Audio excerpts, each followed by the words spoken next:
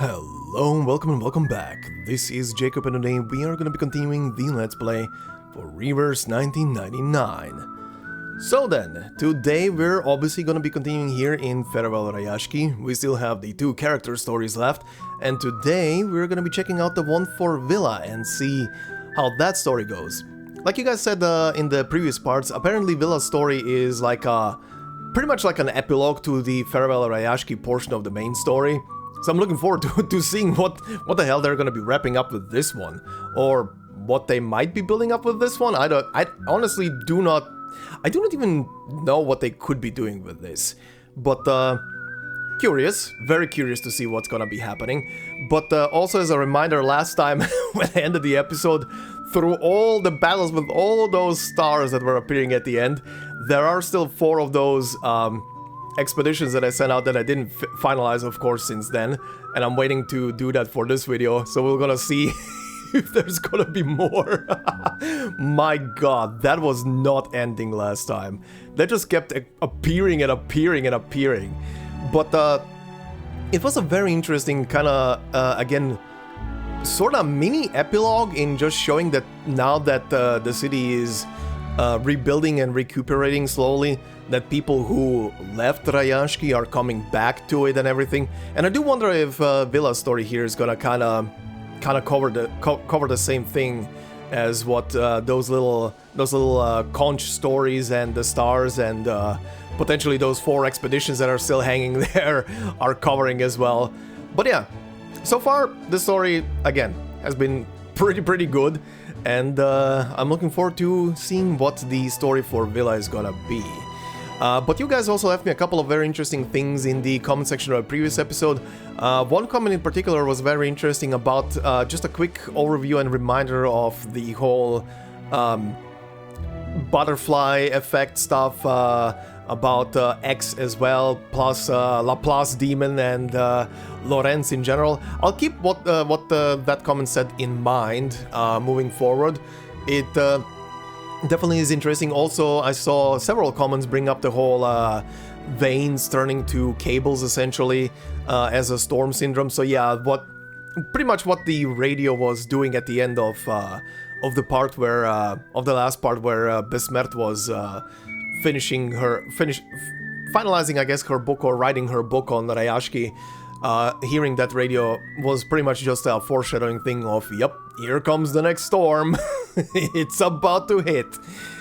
But yeah, anyway, speaking of the comments of the previous episode, Tanya Halian said, and again, what I just said, the veins turning into cable stuff, as mentioned by Forget-Me-Not in Chapter 1, refers to the storm in 1996, which is when this story takes place.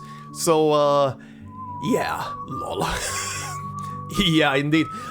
Again, before I continue through the comment, again, this story brought up so many interesting details that I do want to say about stuff that was mentioned very early in the story. So I do want to quickly touch upon that. But first, continuing, I know some people think going to Xeno would have been better for Rayashki because they would have been safe from the storm, but I really don't think that's the case. Xeno just wanted to exploit the resources Rayashki had, and they needed them out of the way.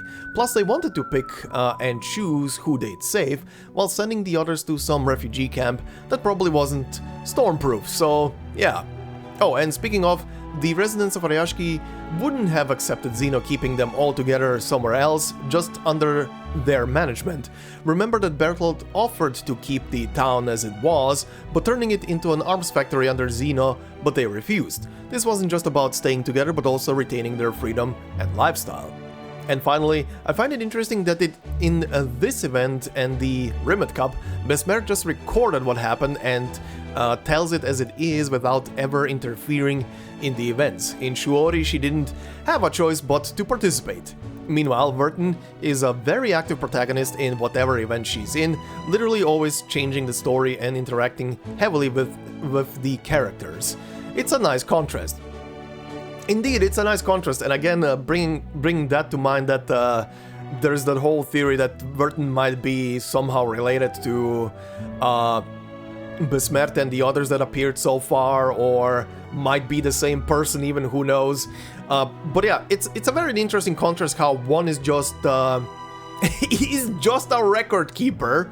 Let's put it that way. Besmert just feels like a record keeper that is trying to interfere as little as possible, while Vertin is obviously a active protagonist in the story and has like personal stakes in the whole thing.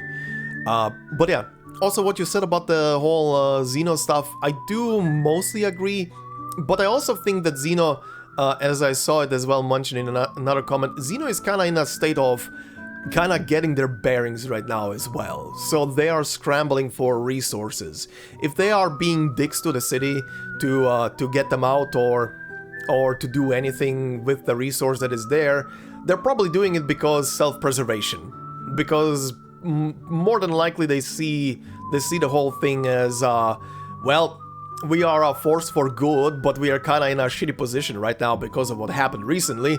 So to rebuild, we will have to be a bit of a dickhead to propel our forces back to what they used to be. So maybe they are being assholes. Like Bertolt, as much as he feels like an asshole, doesn't really feel like a true asshole at the same time. Like he was giving options, and yeah, like you as well said, he was giving the city an option to become a military base, essentially a military factory, and people would be technically counted as Xeno personnel. Pretty much the entire citizenship would be counted as Xeno personnel at that point. But obviously Rayashki favors their individualism and freedom much more than they favor being under someone's yoke, essentially. So it makes sense that they wouldn't agree to the whole shtick.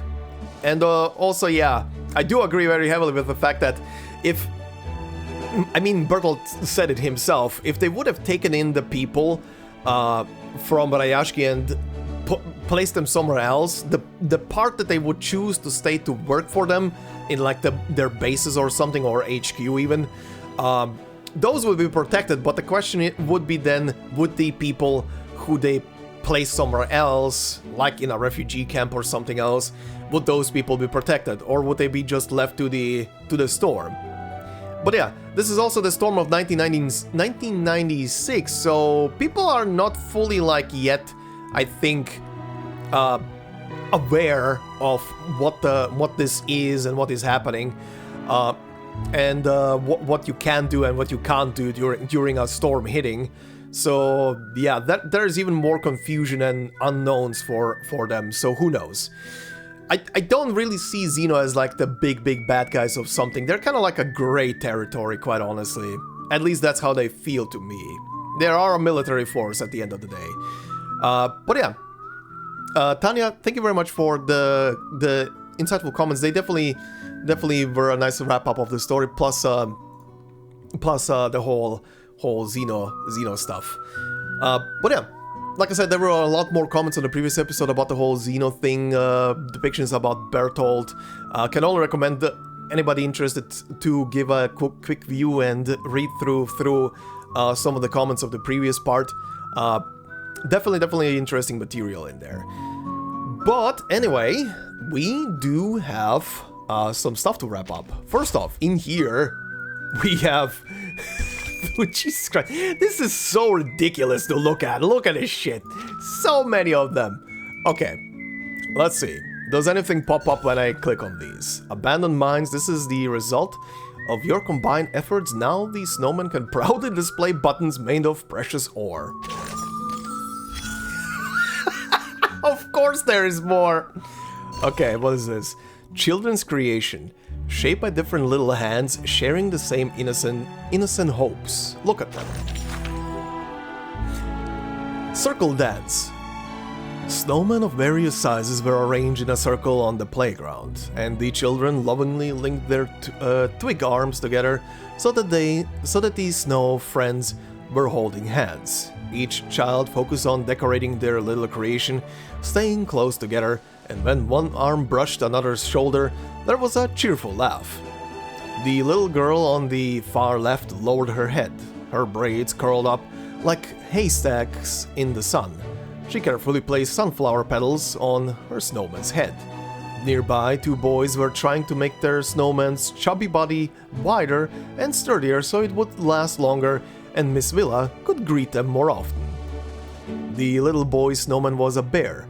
It was only through his explanation that the head and paws of the Arctic fox could be seen on its back. Foxes don't usually have long ears like rabbits, but he gave it those in order to hear his mother's footsteps, Vila's footsteps, and his friend's footsteps. Finally, he carefully placed the mind ore on the fox's chest, just as he wore the beautiful stone his father had left him. Okay, my frosty comrades, you can all stay here and do the circle dance with Miss Vila. Remember, no running around or making ruckus, just listen to her instructions. Aww. Oh, little Avgust. Okay. Let's see, what is this one? Residential area. The next step is to sift through the information and a task best left to the experienced scholars. Of course there's more. Oh, Windsong, huh? To the horizon line. Oh yeah, one of you said in the comments that all of these stars and expeditions that back when this event was live on the server, or on the game rather, for the first time, and not here in Reflections, that back then you could only send out like one squad at a time, so you were kinda locked in with waiting quite a lot of time for the whole thing. Anyway. Wow, I'm getting a little nervous. There are a lot of new faces here, quite unexpected. Well, hopefully midday vodka will calm my nerves. Damn! Respect. May I have your attention, please? Comrades and visitors, welcome to today's lecture on the study of ley lines. I am Windsong, your speaker for today. Now, I will present some practical examples on how the study of ley lines can be applied to the mineral development in Rayashki. Laplace researcher. This is undoubtedly beneficial to our research. Who cares about other people's opinions? Personally, I find ley lines very useful and relevant. We definitely need to try this out and tell Miss Lucy about it. Aha. I have no doubt she would be intrigued by this type of presentation. I'll take thorough notes. I'll be prepared in case there's a Q&A session later. Hello there. Hello ma'am. If you need a seat close to the front, I can take you to the visitor seats over there.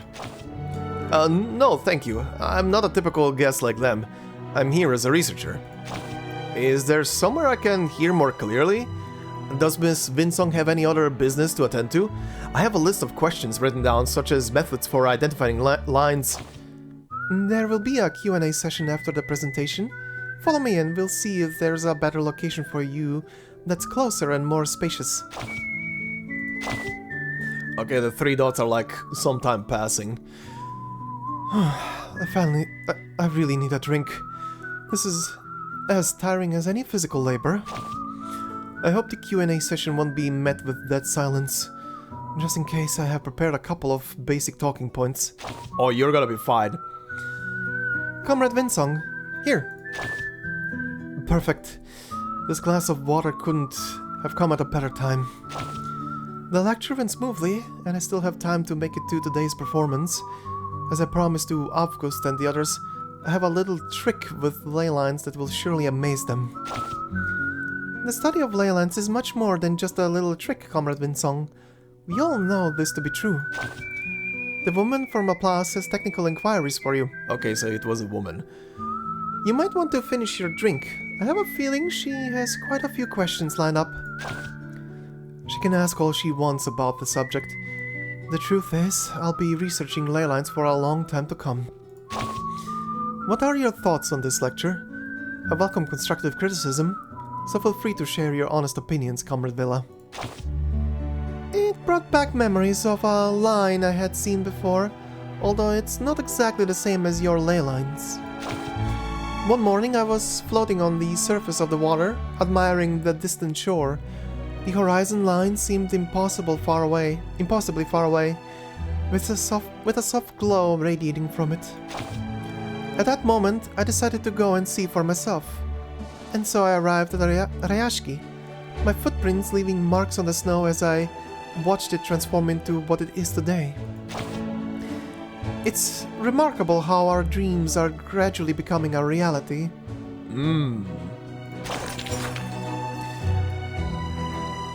So yeah, pretty much her curiosity drove her forwards.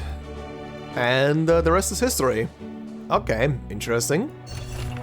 Laborer's Canteen. Now that all the important tasks have been completed, it's time to celebrate. Oh, cutscene? The post story of Rayashki is one that keeps giving, I guess. After checking the menu for the celebration against their food stocks, Vila falls willingly into the nearest chair. Between her work schedule and rehearsals, a moment off her feet feels like dipping into a cool pond.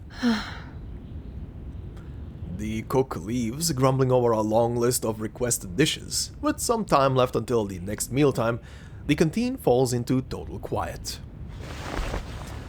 Her arms stretch wide, then fall back, propping up the musical instrument lying precautiously on her lap.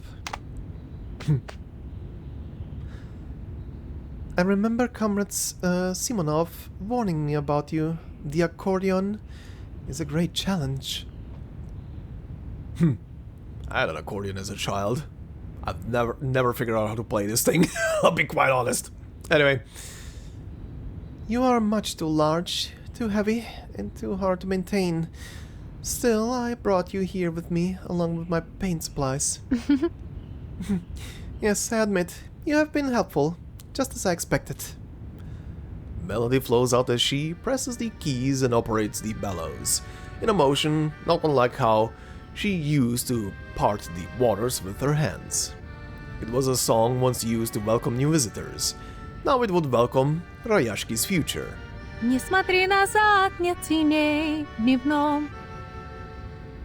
Alright. To translate a song just now, don't look behind. No shadows will be seen in the daylight. Lovely. Under brighter skies, we leave on our journey. Oh, and... oh. Well, that auto-advanced. Oh, that key was a bit too high. Her rest is cut shorter even than expected. I'm sorry. Vila! Sudden Avgust. Who was the other guy? Hold on. Who was the other guy? That was no portrait there. I'm sorry, Miss Vila. I'm here to... I knew that you would be in the canteen, because that's what you told Miss Uliana in the morning. The teacher barely has time to put aside her accordion. In the blink of an eye, a living torpedo in a fluffy winter hat dives into Vila's arms, still holding his iconic sunflower. Good God, this child is adorable. That hawk tackle reminds me of Kia from from The Legend of Heroes. that was a staple. Avgust? Good afternoon, Vila. It is named, okay. My apologies, Miss Vila. Avgust grabbed hold of me right after I left the classroom. He said he was looking for you, and I didn't feel comfortable letting him go alone. Incidentally, I had my own reasons to speak to you, Miss Vila. My colleagues and I are planning to leave tomorrow. Tomorrow? That's quite sudden. Comrade Windsong, the ley lines researcher you asked about, hasn't finished her work at the mining site. I don't think she will have time to return before tomorrow. Too bad I couldn't introduce her to you. The news of departure grabs the child's attention. Oh, you're leaving already? Miss Uliana just returned from outside. Does that mean you will return someday too? Of course. Of course. It's only temporary. We will visit again as agreed. Or did you think I'd forget about the Arcanum training session we promised? Yes. The way he says yes. So then, like Miss Uliana, you will ride a moving house and go far outside Rayashki, and you will come back because you promised. The little boy nods seriously, and the sunflower sways forward with him. I see. Then I wish you all a safe and pleasant journey. Thank you for your understanding, Miss Vila. I have a question. Is the Foundation bigger than Rayashki? And do they have their own rocks, sunflowers, and Avgust? And Avgust? Avgust, you will be there soon. Sadly, you will have to bring your own when you come to visit. But But I will have many, many things you've never seen before, little Avgust. well, And you can write about them in your notebook and tell everyone here about them when you return. Or you can stay there a bit longer. It's up to you. Why do we have to go there? Not the other way around? It sounds like Rayashki is much better. It already has Avgust plus Vila, Mama, and Snowman. This child. A simple question, so difficult to answer. Avgust. Avgust. Once you and your friends arrive, the Foundation will have Avgust too. And Miss Vila can visit anytime. well, That's correct. And Avgust, you've learned from your mother how to build the very best snowman, right? I bet you can show everyone at the Foundation how to build them too. So, Vila, you will come to the Foundation to see us, right? Of course. As soon as things settle down here, I won't make you wait long. Promise. yay! That yay. If it's a promise, okay. I want to go play with Piotr now. See you, Miss Vila. See you, Mr. Mr. Raccoon! Why is that so fitting? Does he turn into a raccoon? I only just got him because he was just became available. I haven't checked yet. Does he turn into a raccoon? The small figure shoots out through the doorway, and the sunflower bobs away with him. The adults breathe out a held-in sigh of relief. Maybe Rayashki is indeed a better place than the Foundation. You won't get any argument from me. What we've built here with our own hands, it's hard not to take pride in. Well, But I didn't expect visitors would think so too. Isn't the Foundation to you what Rayashki is to us? Not quite. All I did was push open the right door while passing through Leningrad. Nothing at all like what you've done here. There probably won't ever be another place like Rayashki. I can see it's already changing so fast, getting better and better. A place like this, it deserves to thrive, to exist forever. Yes, and it will. As long as we stand together. But I hope that there will be more towns like ours, and that someone will be inspired to build the next Rayashki after their visit here. That's why we agreed to send the children to the Foundation. Glad to hear you say that, Miss Vila. Well, I am sure you're very busy. I won't disturb you any longer. See you, Mr. Nameday. The young man's figure passes out into the snow outside, leaving the teacher alone, again with her thoughts. Will Rayashki exist forever? The pioneers pried open the ice and rock here, a small dot of life on the permafrost. And this small dot became Rayashki. So many hands passing along the dream, holding on to one another. As one goes, another comes to rise it a little higher. It may be buried in snow, occupied by monsters, or crushed under the weight of adversities, but we will always rebuild. Yes, we will. She raises her clenched fist gently. Fists. It was a challenge greater than crossing the wrathful waves and escaping from her kin. A challenge even greater than this accordion. Sunlight falls into the canteen, illuminating the tabletop and causing the Rusalka scales to sparkle in the soft light. The snow will keep falling, and the path ahead leads forward into forever. Each of us that walks along it does our best to leave a trail for those that follow. I'm sorry that I'm laughing right now. Getting Expedition 33 flashbacks. For those who come after. Ooh. Anyway. There's still a little time before the rehearsal starts. Enough for her to catch her breath and hum through a song. Отпусти вчерашний день, оставь в прошлом. Slowly the minutes float by. Каждый шаг рисует новый день. We don't expect to meet them anymore. Oh, auto-scrolling?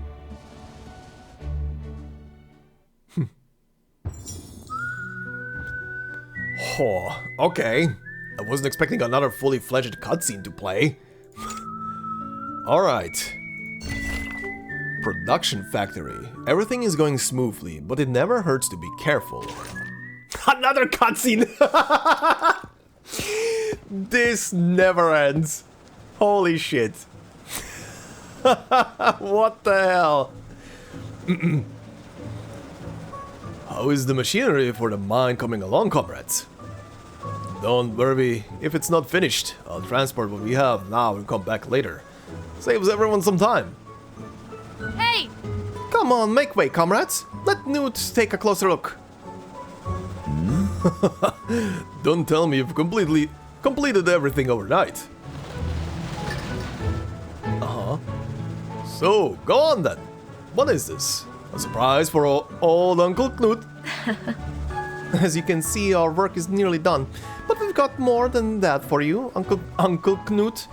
The team spent some of their rest time repairing those old tools you sent our way. That's right.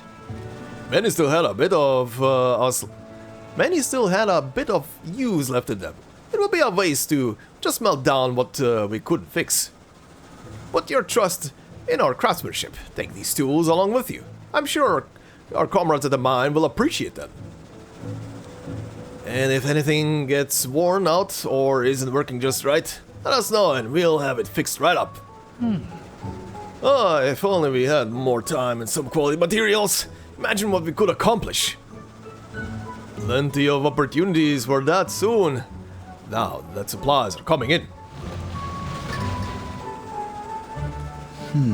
First priority for now is to fill Comrade Patrick's pantries, so he can... I said almost the wrong word there. So he can fill our bellies. Everyone deserves a good meal after what we've been through. In a couple of days, Comrade Vila will begin distribution of our other wares. Then we might start looking after the things we've been missing so long. If only Comrade Evgeny could see us now.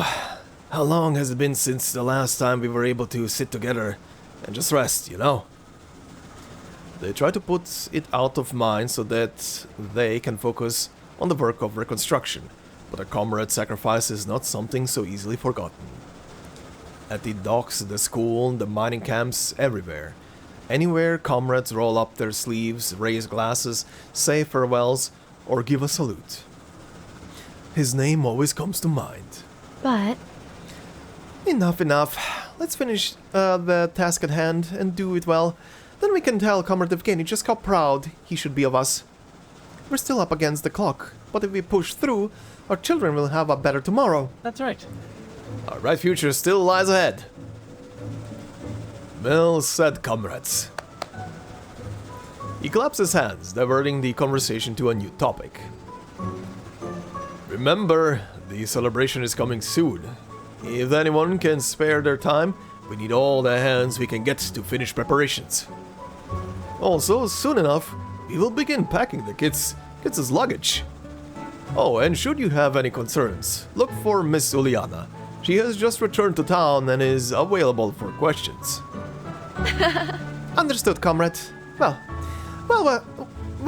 look at you, Knut, checking things off right down the list. The workers all laugh heartily. A few of them pat Knut on the shoulder. It can't be helped. Someone must step up to bear these responsibilities, so here I am. Not so easy a job, you know. Alright, I'm off to the mine. Before you lot keep me here any longer. See you at the canteen tonight. I hear that Comrade Patrick is serving stew. Not long after Knut leaves, another burst of laughter and commotion erupts from outside. Seems our comrades outside offer to help Knut load the equipment. Will he ever get to the mine at this rate? Leave Knut to his work, and let's get back to ours. Alright. Okay, was that it? Okay. Oh my god, there's another one. What the shit? This will really reach the end of the page. Hey, tomorrow, Ilya. Kirill, it's time to get back to work. Please remind Bogina to come down from the forklift and stop playing Sudoku. We have to deliver the wood for reinforcing the mine roof by tonight.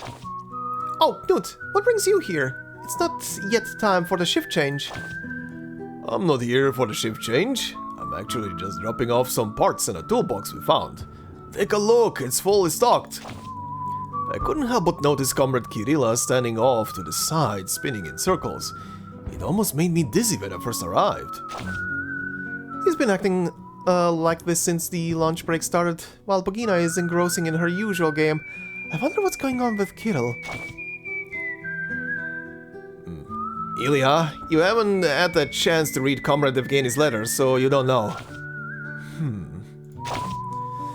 Looking at the stains on my hands from the coal dust, I can't help but think of his letter again. I find myself pacing back and forth, imagining how my comrades will lay me to rest when my time comes.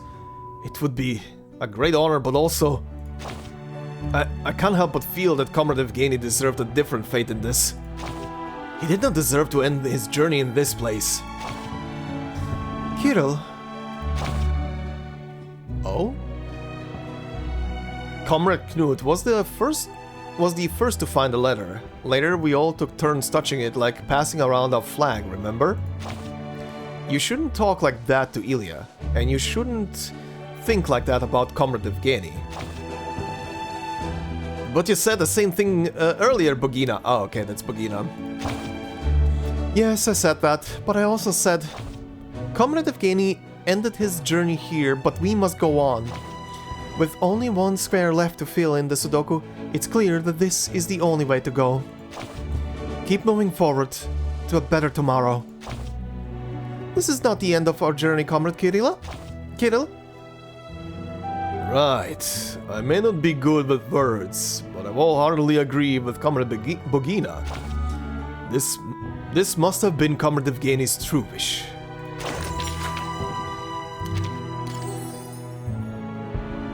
Are we done? We are done! Holy hell. Oh. Wow, every single one of them also disappeared from this thing. That is fascinating. But we are done. Okay, we are done.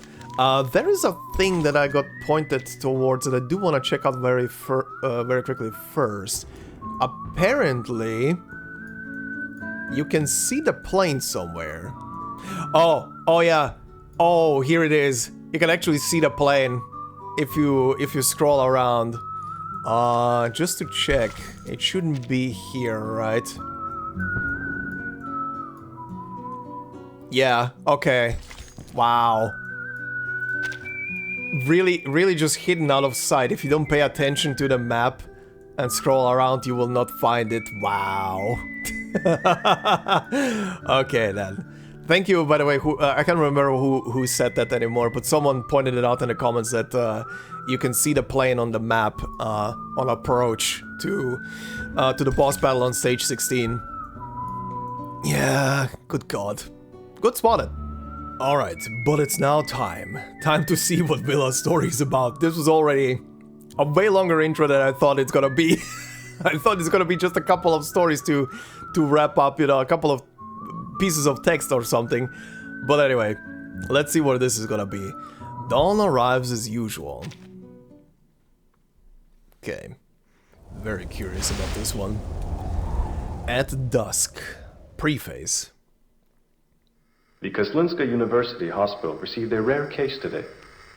Oh, this is... Oh, is this gonna lead into the storm thing? Ooh. Oh, that's gonna be a depressing one. The patient's veins irreversibly transformed into electric wires. As of 1800, all arterial, venous, and capillary tissues throughout the patient's body have undergone necrosis. The directors said they would invite more professionals to the consultation to decide on further research direction. Global Variety News has claimed the case may become one of the greatest unsolved mysteries of the era. Oh, you will get to see what that is soon, buddy. They started a new column to analyze possible compatibilities between the patient's new wired veins and different appliances. Huh. The radio in the St. Paulo Foundation's, garbles? The radio in the St. Paulo's Foundation garbles out the news through a haze of static. Still, Vila listens to it carefully, trying to parse out every snippet of information. Reaching out her arm, she gropes for the button and manages to silence the radio, whose sound has become more nuisance than news. Okay, she is at the Foundation. 1 hour and 50 minutes. He's late. Very late. She rubs her hands before balling them at her side. Patience, she reminds herself, is a universal virtue. Patience for a coming change, for a new opportunity, patience for salvation. A universal virtue, perhaps, but one being tested to its limits here. Mr. Nameday must have been stopped by some important business, unable to send word because of its gravity. Of course. I should have gone with him. I could have seen the children sooner. I know this isn't Rayashki, and I have no say here, but I'd rather do something than just wait around like this. God. Yeah, waiting for someone in a place you're not familiar with is torture. Just having to sit there and be like, come on, let me go somewhere. She looks around, her eyes landing on the television. Even a temporary guest room in the Foundation proves spacious, yet cozy. Everything here is more open and elegant than anything Vila has seen since she came ashore. Yeah, and this as well, she's not used to accommodations like this. A gigantic room just for herself. This comfort comes included with a full range of amenities. For example, a real functioning personal TV. Alright. Let me see. It should work the same as the TV in Rayashki's canteen. Though Vila isn't overly familiar with these appliances, a TV can't be too hard to use. After a click, pictures begin to stream onto the TV. A ballet set to a sweeping orchestral suit. Swan-like. I was about to say it's Swan-like. It is a classic. I'm not surprised to find even people in the Far East appreciate it. But I'm not really in the mood for a ballet. I prefer something else. Instead of Swan Lake, or yet another Swan Lake? Huh? What? How can these all be playing Swan Lake? There is nothing else, no other program but Swan Lake. With each switch of the channel, the show creeps closer to its end. A stuttering prince lowers A stuttering prince lowers onto the knee, reaching his arm out to the departing Odette. At this moment, she hears hurried footsteps coming from the corridor, followed by a knock on the door. Madam. Miss Vila, are you there? Yes, please come in. I'm so sorry, Miss Vila. What's wrong? Mr. Nameday, catch a breath. Is it the kids? Did something happen to the kids? It's... the storm. Oh my god, the storm is actually hitting right now. The storm? What do you mean? And Avgust has gone missing. Oh god. The baby?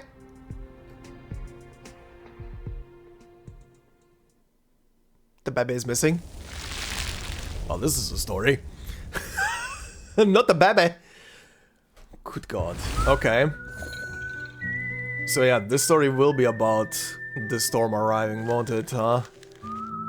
Ooh, boy. Let's see. Crushed butterflies.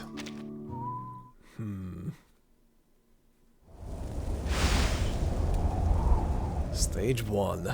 Okay, are we going back from Rayashki, or are we still... shouldn't be here. Oh hi, inner voice speaking to herself. The humans are near. You won't be able to face them all. Leave while you still can, Samadiva. Ah, her actual name, huh? Last I checked, you were in no position to order me around. No one tells me what to do, especially not you. Oh, no, never mind. That's another person. Maybe? Actually, yeah, the portrait looks different, like the hair. No one tells me what to do, especially not you, traitor. Remember this. I only spare you now because of your promise to return to our people. As for that scaleless, whatever you've kept it alive for their eternal soul or whatever else, it better be a corpse next time I see it. Or I will do that work for you. Damn.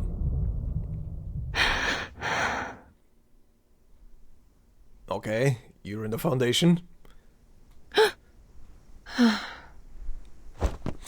The dream fades, while Vila opens her eyes, looking up at the unfamiliar ceiling.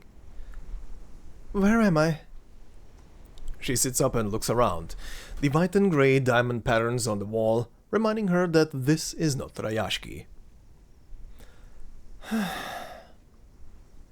Still in the Foundation. There isn't another second to be spent in bed. She is up with her clothes tidy and neat, ready to leave any minute, even in her sleep. Fine then, a brand new day. The last step in her routine, checking her schedule for what must be done.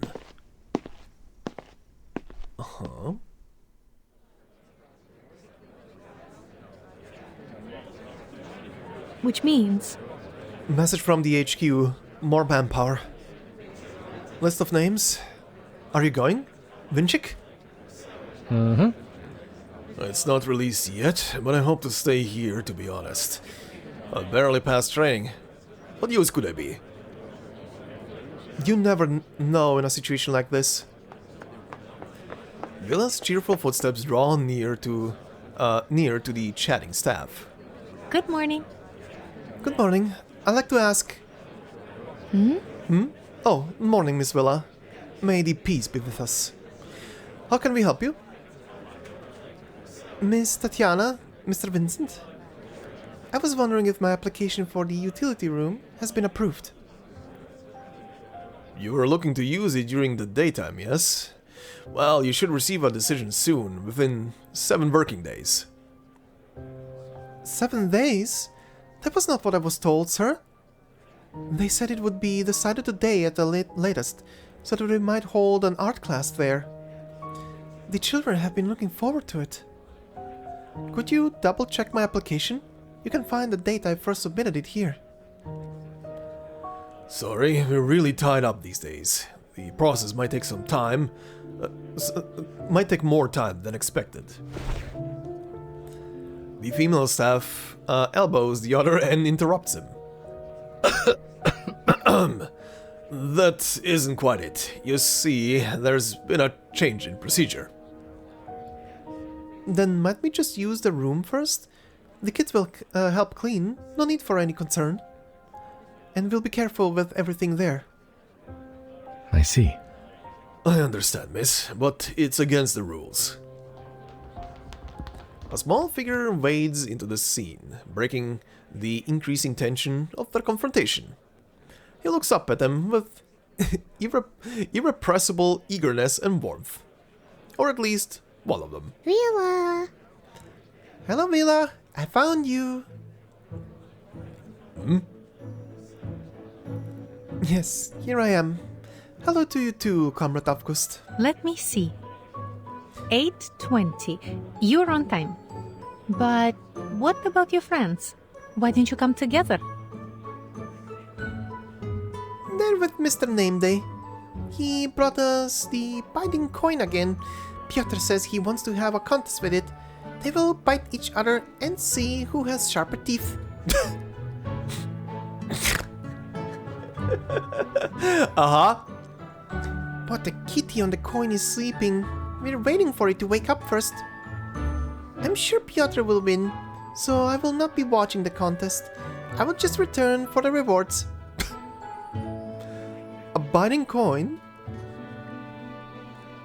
So, it was Nameday who took the Sharperdonti from the meeting room.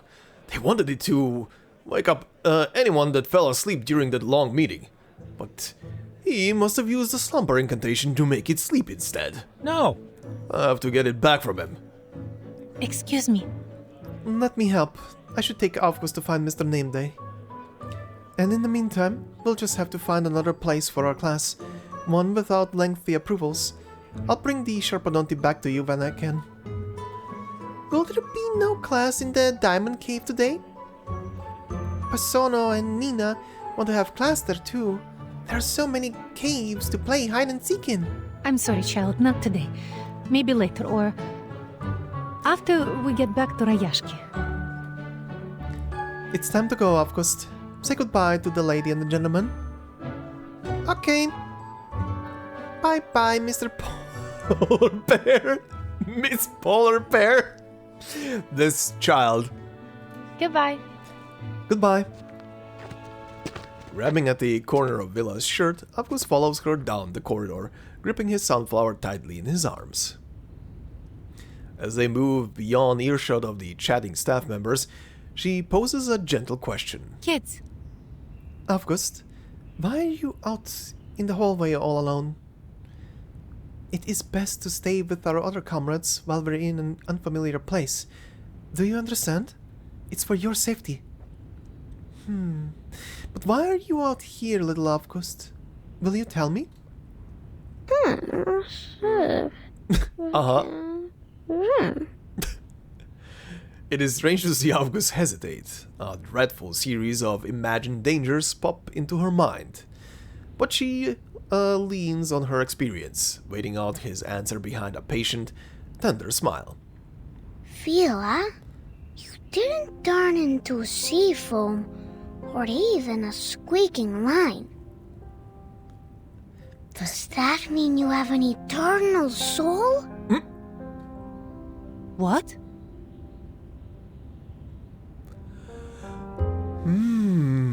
What is he referencing here? Is he thinking that... Is he talking about the storm syndromes? What is an eternal soul? I think it is something for people with beautiful tales. Something that keeps them up so they won't sleep forever. But Piotr said it was like pretty clothes that never get dirty. Immaculate, that keep you safe. He said his mama tells him about a place where people get them called a church. But I told him clothes can't protect people because I saw Evgeny and he was wearing clothes when he turned into a sea swallow.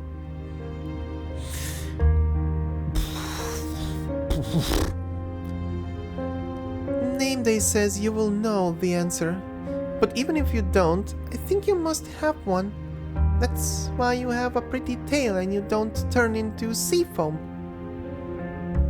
Vila's eyes widen. She stops and turns to him inquisitively.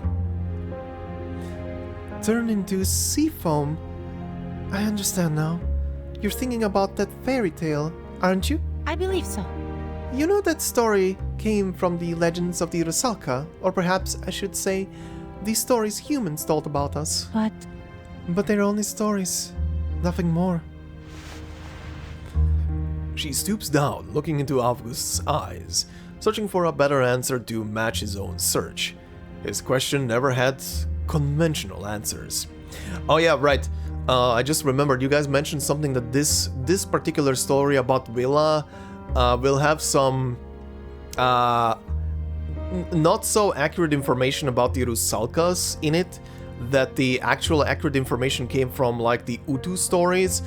I will see how long this recording is gonna turn out to be at the end. If it's gonna be a long one, I might keep it for the beginning of the next part and see about that Utu stuff.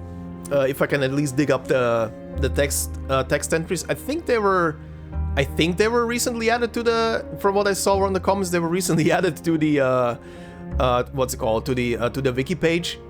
So if they're there, I'm just gonna yoink them from there and then include them in the next video. But yeah, if this video is gonna be too long already, I mean, we already had like a very long segment at the beginning. I'll keep it for next time, but I'll keep it in mind. That. You didn't turn into a sea foam. I believe so. No, I didn't. People fold paper into different shapes and give them names. That's just what they do. The eternal soul is very much like that. And a little like a paper plane. She tears a page from her notebook and folds it swiftly into a paper plane. Oh! A sea swallow! I can fold one of those too. Does that mean I have an eternal soul? No, that isn't so. This paper, sea swallow, the shape doesn't really matter. Nor does its name. You can call it an eternal soul, a sea swallow, or even Comrade Patrick's pot. Anything you'd like to call it. But it doesn't look like a pot. I don't think it would work like a pot either. So it's useless? Even the hole in my hat has its uses. At least it helps me to see my friends. And even if it is a sea swallow, it can't protect you either. I believe so. You're right, little Avgust. No matter what we call it, it's only a folded piece of paper. Once it flies away, it disappears. I can never catch the sea swallows that Persona folds. They fly very, very fast, far, and when they're flying, they're so free. They can't be caught by anyone, even on tiptoes. But just because you can't catch others, doesn't mean you cannot make your own. Like your frogs, sunflowers, and polar bears. These things you fold for yourself, they will be there for you, Avgust. These paper shapes, they aren't really frogs and planes. We just call them that, like we call it an eternal soul. But to name it, that doesn't give us any special protection. No, we have to protect ourselves. That is a very interesting analogy. Also how to explain the concept of an eternal soul to a child as well. Very nice. Avgust lowers his head, the slowed wagging of the sunflower reflecting in its own way a measure of his thoughts. Vila holds her hand out to him. Not long after, the little boy reaches for it as a smile returns to his face. Now, a mission for you, Comrade Avgust. Tell me, where is Mr. Nameday? That. He is with the others. They're going to see Comrade Bleeny. We will need to climb the stone stairs first. Okay, caught that. I was trying to speed up because it was disappearing. Okay. I wonder if the I wonder now if the preview the preview, like the lead-in cutscene, was like the end of the story or something, or towards the end of the story. Because right now they don't feel like hurried or like anything that happened to Avgust. This feels like the lead up to whatever this is gonna be. Okay, let's see. On the shore.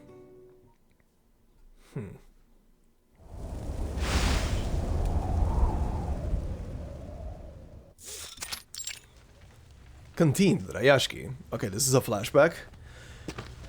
With a little food to spare, few visit the canteen outside of mealtime, yet someone still must set the chairs and tablecloths. This isn't part of their regular schedules. However, with a lecture being planned in the public square, things are a little hectic. And they are happy to help.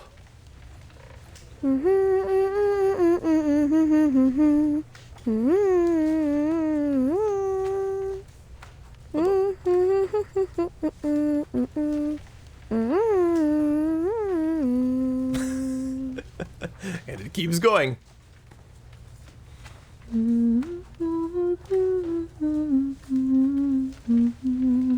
Oh god, don't make me sing this. A leaky boat that could sink at any moment. Mumbling to herself, Vila tightens a tablecloth near the window. Realizing that this is the last one before they've finished, she smiles. Well? Well done, little comrade. Time for us to get to the square. A leaky boat! We're sailing on it to the square. Together with Windsong. So we finished with our comrade tables and chairs. Do they know Comrade Cans will join them real soon and bring many more friends here? Yes, little Avgust. We will need to say goodbye to Comrade Bleeny. Make sure they're all set just right, and then we're good to go.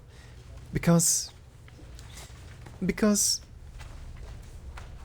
She chokes on the word, as if a phantom had wrapped around her neck, stifling her voice.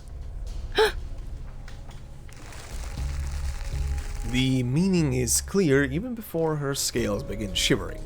Vila raises her head, eyes darting out beyond the window. Her people have found her. Uh-oh. Vila? Avgust. Listen, Avgust. You must go gather all your classmates and bring them to Comrade Evgeny. Stay with them. You know where to find them, right? I do! Oh, this Go is... on now, Comrade Avgust. It is up to you to complete this important mission. Well, this is... quite some time back then.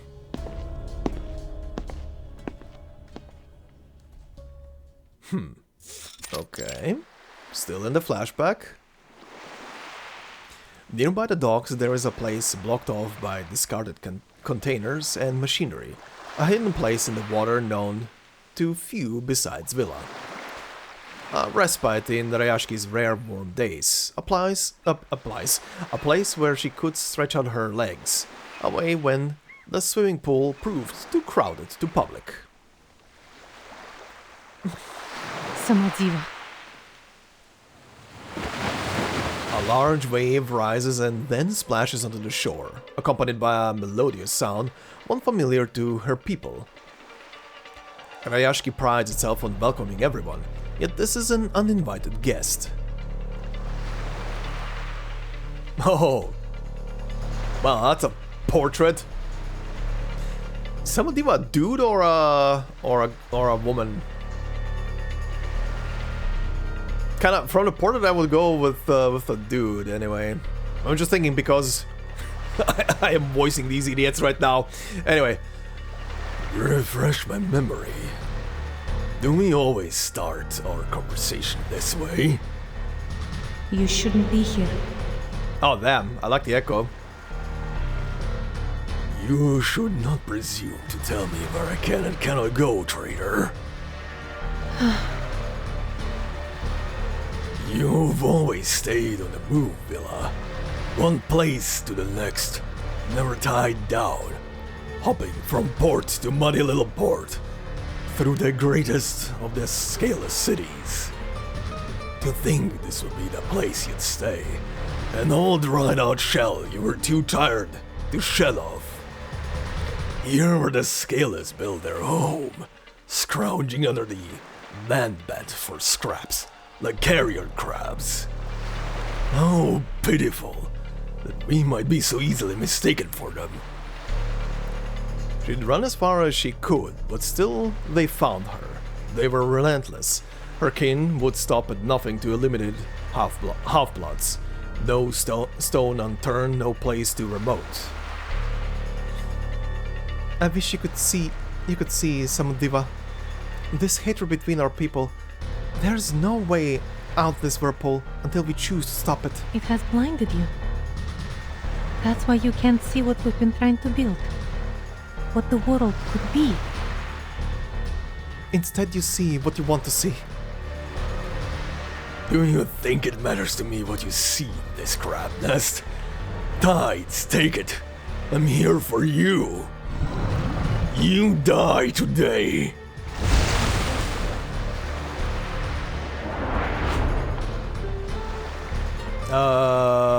Who is this now? Windsong, maybe? Vila? Miss Vila? Or Avgust? My lecture is starting soon. I was hoping you'd do me a favor.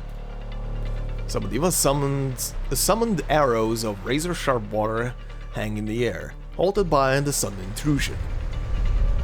Whoops. Oh, is it the other teacher? Oops, my files. Vila, holding her breath, catches her foe's eyes darting toward the sound, narrowing with enjoyment. His arrows turn in a new direction and point straight at the source of voice. Oh no, it is Windsong. Damn it! Where is it? No!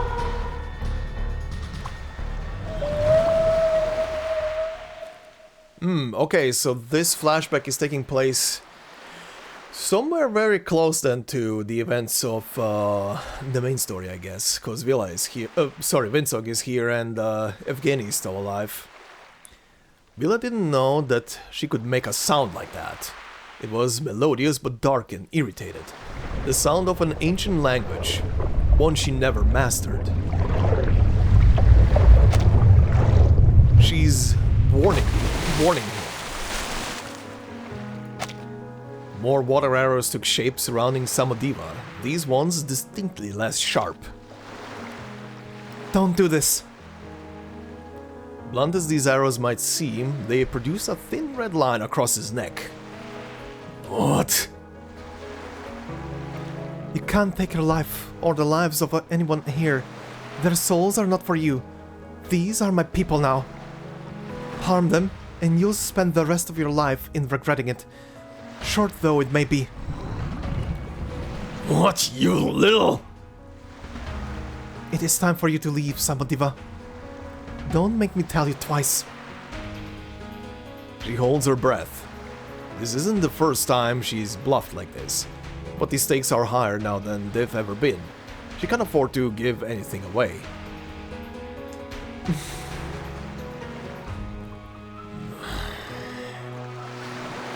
Silence. Minutes or seconds might have passed between them until Samadiva's arrows fall loosely into the water. Even so, Vila does not let up. Her foe bares his fangs, hissing. Somehow, you found a way to become something worse than a traitor. You betray us, refuse to accept trial, escape from justice. And now, are you truly seeking this eternal soul? You're so homesick that you choose any way to get back, even if that means chasing a myth. You're insane. How could you know that it's a myth? Even if it were real, it would not be a half-blood like you that would find it. Go ahead. Drown all the scalers here. Oh, okay, I thought I misread that drown. He actually said drown. Go ahead. Drown all the scalers here. Have them sign their souls away to the abyss. Just see if that is enough. But you're never going to find it. You will never reach Atlantis. I was wondering if that name will ever come up in this game. Alright. Alright.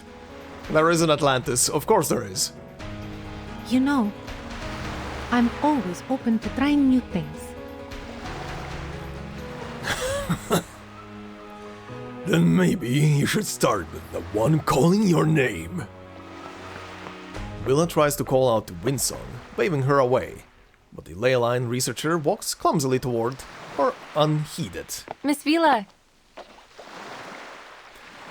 What are you doing all the way out here? I've just been working on my lecture. It's mostly a rehearsing of my previous work, but anyways, I thought I could use your help. It might be a little too long now. Miss Vila? The researcher seems unaware of the battle that nearly transpired here. The sea behind them is quiet and still. It better be a corpse next time. Or... Though she hasn't dropped her guard, she somehow misses the moment that Samodiva leaves. His voice lingers in the falling of the waves. Now the guy's pissed. Oh, if you have other suggestions, we can... No. Sorry. I was preoccupied with something. We can work out your lecture on the way back. Come on. Everyone should be waiting at the square. Yes, that's Oh. right. Of course, of course. So, in order to make it easier for listeners, I divided the lecture into 4 parts. I'm not so worried about my summary, and the theory part should be clear, but the introduction... The two of them walk side by side to the town square, leaving the tides to wash over the shore.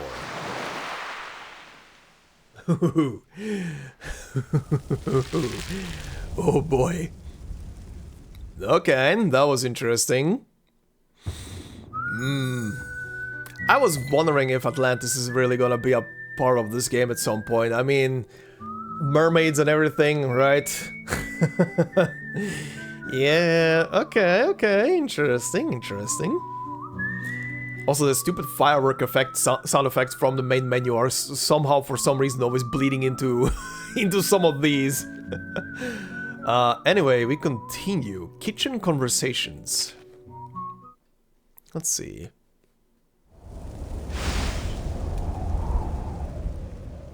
I'm guessing this is still gonna be in Rayashki. Oh no, never mind, this is Laplace.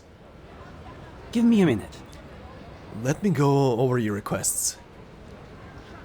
You need a space for your most energetic kids to play. I believe so. Yes, indoor or outdoor is fine, but a place with some sunshine would be best. A little sunshine is good for everyone, you know. And we'll need a lot of paper. Blank paper is ideal, but waste paper is also welcome. They can use it for drawing or to make paper planes. Yes. Yes. A sunny open space and paper. The paper should be simple, but as for the location... I suppose you'll say a spare office isn't good enough. So, what about here? What, in the canteen? As they converse, Nameday moves them from the Foundation's canteen and into the front hall. The children follow him like a battling line of ducklings. Vila can't help but think he might almost be mistaken for a teacher. Here?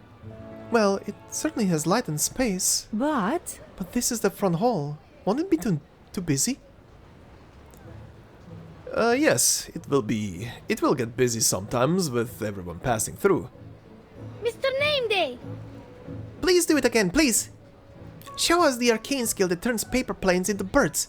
You promised. Another interrupts him before Nameday answers. Stop yelling! He won't do it! That selfie he conjured from the door yesterday only lasted a few minutes.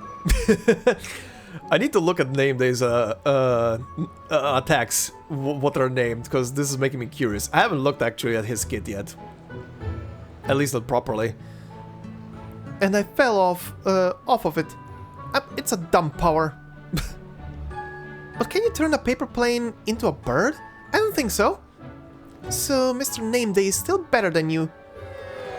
Their spirited debate soon turns into a rolling battle. Thankfully, the many people passing by are too busy to pay it any mind and give them a wide berth. What is it exactly that your arcane skill does, Mr. Nameday? Well, I can transform garbage into useful items simply by naming them. Very interesting arcane skill, okay. I admit it's not a very particular skill, but kids usually enjoy it. Alright, stop yelling. I'll show you whatever you want. Mr. Raccoon. Mr. Raccoon, I would like to see the sea swallow too. I think we should stop Piotr and Pasona first. Why? Aren't they just singing? Sure, the boys' duet soon becomes a chorus as the others are pulled in, and their would-be teacher tries in vain to bring them back into harmony. My apologies, Miss Vila. I really can't handle this. It will be fine. Let me guess. You're the youngest of your family. You can always tell. You might as well be a kid yourself. Hey, gentlemen. You went a bit too far. She raises her tone as she continues, but it remains calm. A reminder, not a warning.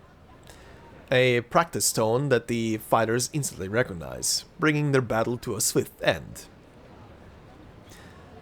My lovely little comrades, you know that you are always free to express your opinions, but we must be peaceful. No shouting, no fighting.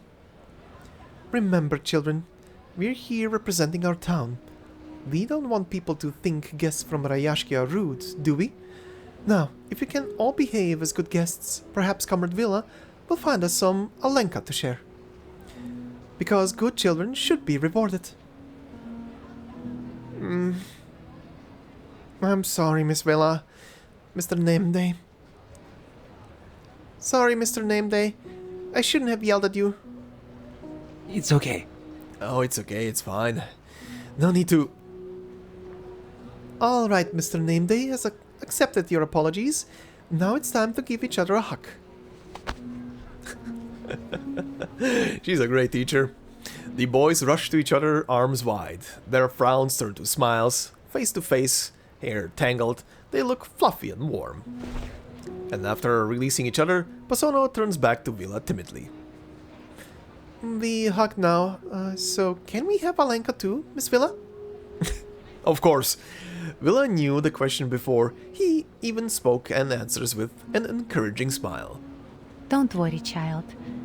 There will always be Alenka for you, no matter what. Oh, interesting. She says it as Alonka. Most other people said it as Alenka. If I remember correctly. Now, this is better. A little sunshine and far fewer people. What? In a corridor? I guess it works as well. A flat area with no obstacles. Perfect for the children to run around. Well stocked with paper and paint. A place like this should be just perfect. You almost sound like a TV salesperson. Excuse me. Sorry, but what do you mean by a salesperson? I only meant the way you described it. Like someone from a commercial. I forget you don't watch much TV in Rayashki. Never mind. As you said, it should be a perfect place. And I've seen to it that you won't need any paperwork to use it. I believe so. Wonderful. I'm sure the kids are eager to have a place to themselves. Shall we let them play then? Actually, I have some questions for you. Okay. Go ahead. The adults walk to the other side of the hall, though Vila maintains a watchful eye on the kids. Nameday speaks first, catching her before she can return her eyes to him. In fact, I had one for you as well, though I know I've already asked many times. Madam. Is there any way we might persuade you to join the Foundation and stay here, Miss Vila? You said that you settled down in Rayashki because it took you in unconditionally. That it was so full of hope that it became the symbol of a new world to you. A new world where all races and ideas can coexist. I believe so. That is how I see Rayashki. How I will always see it. But each time I say it, I cannot help but add. Well, of course it may fail and end up a ruin, but at least we've tried.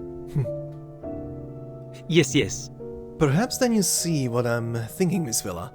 We share the same goal. Rayashki, the Foundation, you and I. We also strive for peace and harmony. Look at our slogan. May the peace be with us. And should you agree, then your students could join the SPDM, the school for the Foundation. We've determined that they are all talented Arcanists, especially Avgust. Oh, but please understand, it isn't that we are expecting anything from him. It's just sincere admiration. I understand entirely. Don't worry so much over words. You have your job to do, right? For a brighter future. For the children. In these cases, what you said was correct. They did mean something. But adults think in their adult ways, disguising their plans by saying it is for the children. Then they make decisions for them without even asking. True. I choose not to be such an adult. Madam. After the first time you brought up the SPDM, I made it a point to talk to each of them and give them a clear and fair argument for it. But they all want to go home. Back to Rayashki. As do I. I question, though, why you feel you've decided to pursue recruiting us individually. Wouldn't it be more beneficial to build a long-term partnership with all of Rayashki? Uh-huh. Is it because they know that the storm is coming and they're trying to be subtle about it? Vila seizes on the pause with a smile, turning the questions back on him. And on the subject of cooperation, I have another question. Nameday breathes out, relaxing from his bracing stance. Please go on.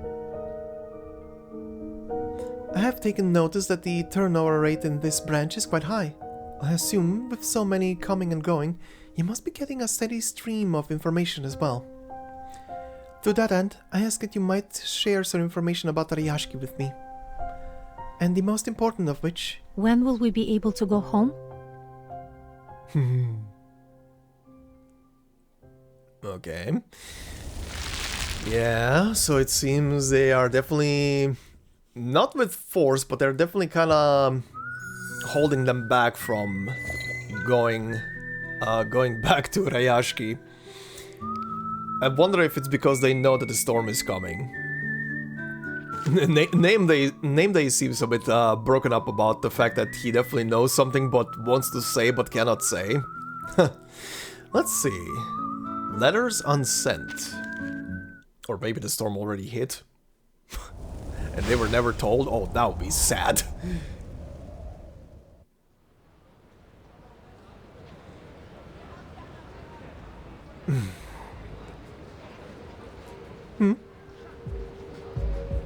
The sudden silence puzzles Vila. A question as simple as this should not render a talkative young man mute. She tilts her head, restart the topic. Mr. Nameday? Oh, my apologies. I was only thinking how I might best put it into words. Please, like I said before, don't worry over words. I appreciate your concern, but I am not made of glass. I've put my trust in you, and this hesitance to speak, it makes me worry. Oh, Miss Vila, I didn't mean at all to... Mr. Nameday. Then tell me, Mr. Nameday. I will be needing an answer. This young man stands slightly taller than her, so Vila slightly raises her head, hoping to catch his eyes. Nameday flinches, eyes running from her glance. The two things he has little way of managing. Kids and the stare of an honest person. As you wish. It seems you're picked up on our high turnover rate, but let me be clear. It is an attrition rate. We simply don't have enough manpower to escort you back to Rayashki safely. In fact, I might well be in the field too, if I hadn't been selected to host you and the children. Attrition? What do you mean? Has something happened? Sorry, there's little I'm at liberty to say, but it isn't anything to worry about. Still, as you are concerned, I'll see if there are many field missions in the area. If you're lucky, my colleagues may be able to bring back some news. That is a good start. But then, what is going on in Rayashki exactly? I admit I don't know any more than you do, but if the radio is anything to go by, tourism in Rayashki is still in full swing. I heard administration was even considering adding it to our list for annual retreat destinations.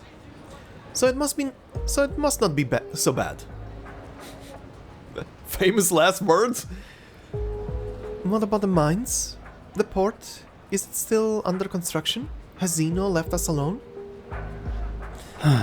Well, they didn't mention any of that on the radio. Vila's blue eyes sparkle, reflecting a sea of thoughts and questions. So if we can't go back for now, is it still possible to write home? That's right. Oh, how silly of me to not think of it. I will write home and ask their opinion about further cooperation between Rayashki and the Foundation. Oh, I should get on this right away. Vila has already been known for direct and bold action, and for very good reason. Madam. What? That soundbite for Madam, where he almost sounds like he's gonna burst into tears. Aside from any questions of whether we can deliver anything, there's no need to rush. The kids are here, and I'd rather you not leave with just me to watch them. Not that I'm saying you can't go, but I worry I won't be able to manage them alone. Oh, of course, I forgot that you're short-handed now. But is there really no one at all you can spare? Not even just to deliver some mail? Of course we have mail delivery. I'm just trying to say you don't have to be in such a hurry. We can send your letters at any time. So why not enjoy the sun for now? He's trying to distract her very hard. If you insist, it is a lovely day. Fine then, if we have some more time, I should be able to think of some more questions. He's very heavily trying to distract her. That is very easily tellable. After sending the children back to their temporary dormitory, Vila says goodbye to Nameday and returns to her room with a stack of blank paper. She spreads out the paper on the desk, recalling all the questions in her mind from the afternoon. Every word she writes is marked by a spark of warmth and a pang of her ever-growing homesickness. To Lazarev. Dear comrades, No matter who is reading this, before you start, please find yourself a comfortable chair. Take my word seriously, not just a quick skim. Yes, even you, Knut. I like that she's singling him out. Yes, even you. Because what I'm about to tell you is of utmost importance to all of us. Mr. Nameday, please give these letters to... Now, before I get to the topic, I must first apologize for losing contact. I hope most sincerely that by the time you get this letter, we will already be on our way home. These are today's letters. Please, make sure they arrive. There are too many questions, and I'm not so good at prioritizing, but I've heard others say here that one must go with the flow. Our cooperation with the Foundation has encountered some manner of force majeure and has been paused temporarily. This letter aims at gaining more details from you, our frontline workers. Forgive me if I ask too many questions, but they involve every aspect of our livelihoods and Rayashki's survival, including many I should have asked much earlier. Here you are. These are a few more letters, thank you. What's the progress on the repairs for the pier and dockyard? Have we established any diplomatic relations with neighboring cities? Has the rebuilding and maintenance of the houses been finished according to schedule? As autumn is near, have we prepared enough waterproof materials to keep the roofs in good order?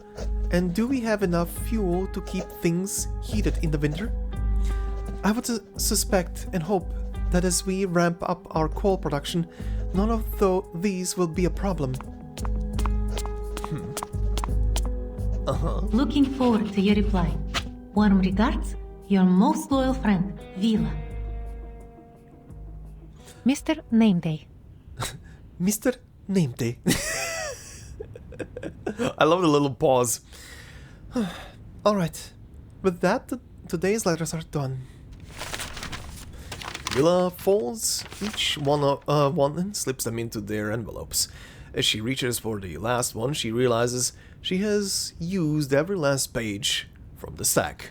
Damn. She stares, half shocked, at the mound of thick envelopes before her. I didn't realize I had so much to say.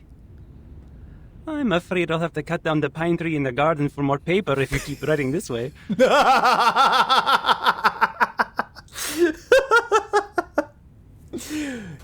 Just do it. Are those letters to Miss Windsong finished? I see you've already signed them, so I would suspect they are, yes? Actually, not yet. I'm not sure if she'd like to return to Rayashki. And I worry it might be too forward to ask her directly. I'm still choosing my words. Windsong is that leyline researcher, right? I heard her presentation in HQ was a success. If so, maybe you might start giving your congratulations. Then you might ask her how she's doing these days, or something like that. His suggestions provoke no reaction from Vila, as Nameday gradually softens his voice.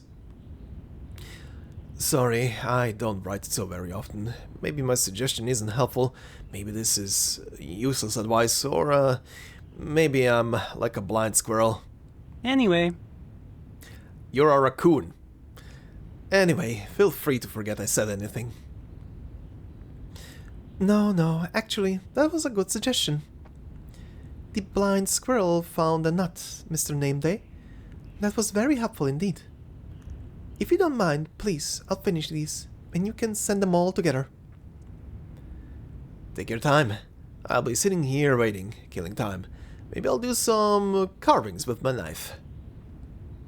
Uh-huh.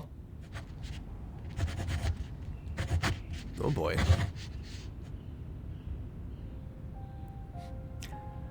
Killing time. I don't know why I'm doing this. The mountain of letters in front of him has grown to a daunting size.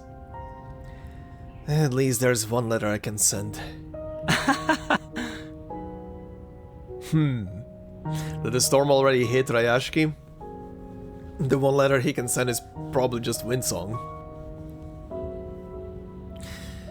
The rest are not so lucky. There is no one to receive them, not even to mark return to sender. All those words without anyone to read them.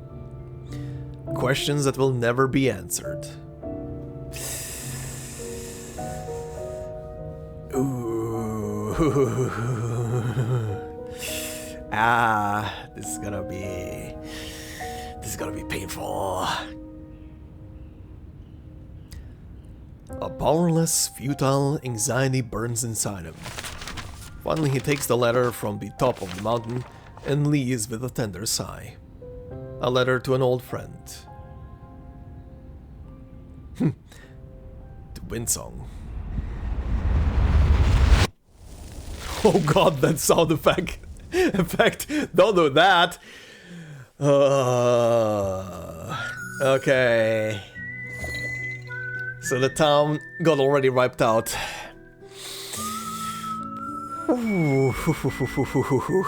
At least that's my takeaway from this. Oh boy. Well, let's go to the next part as she ponders.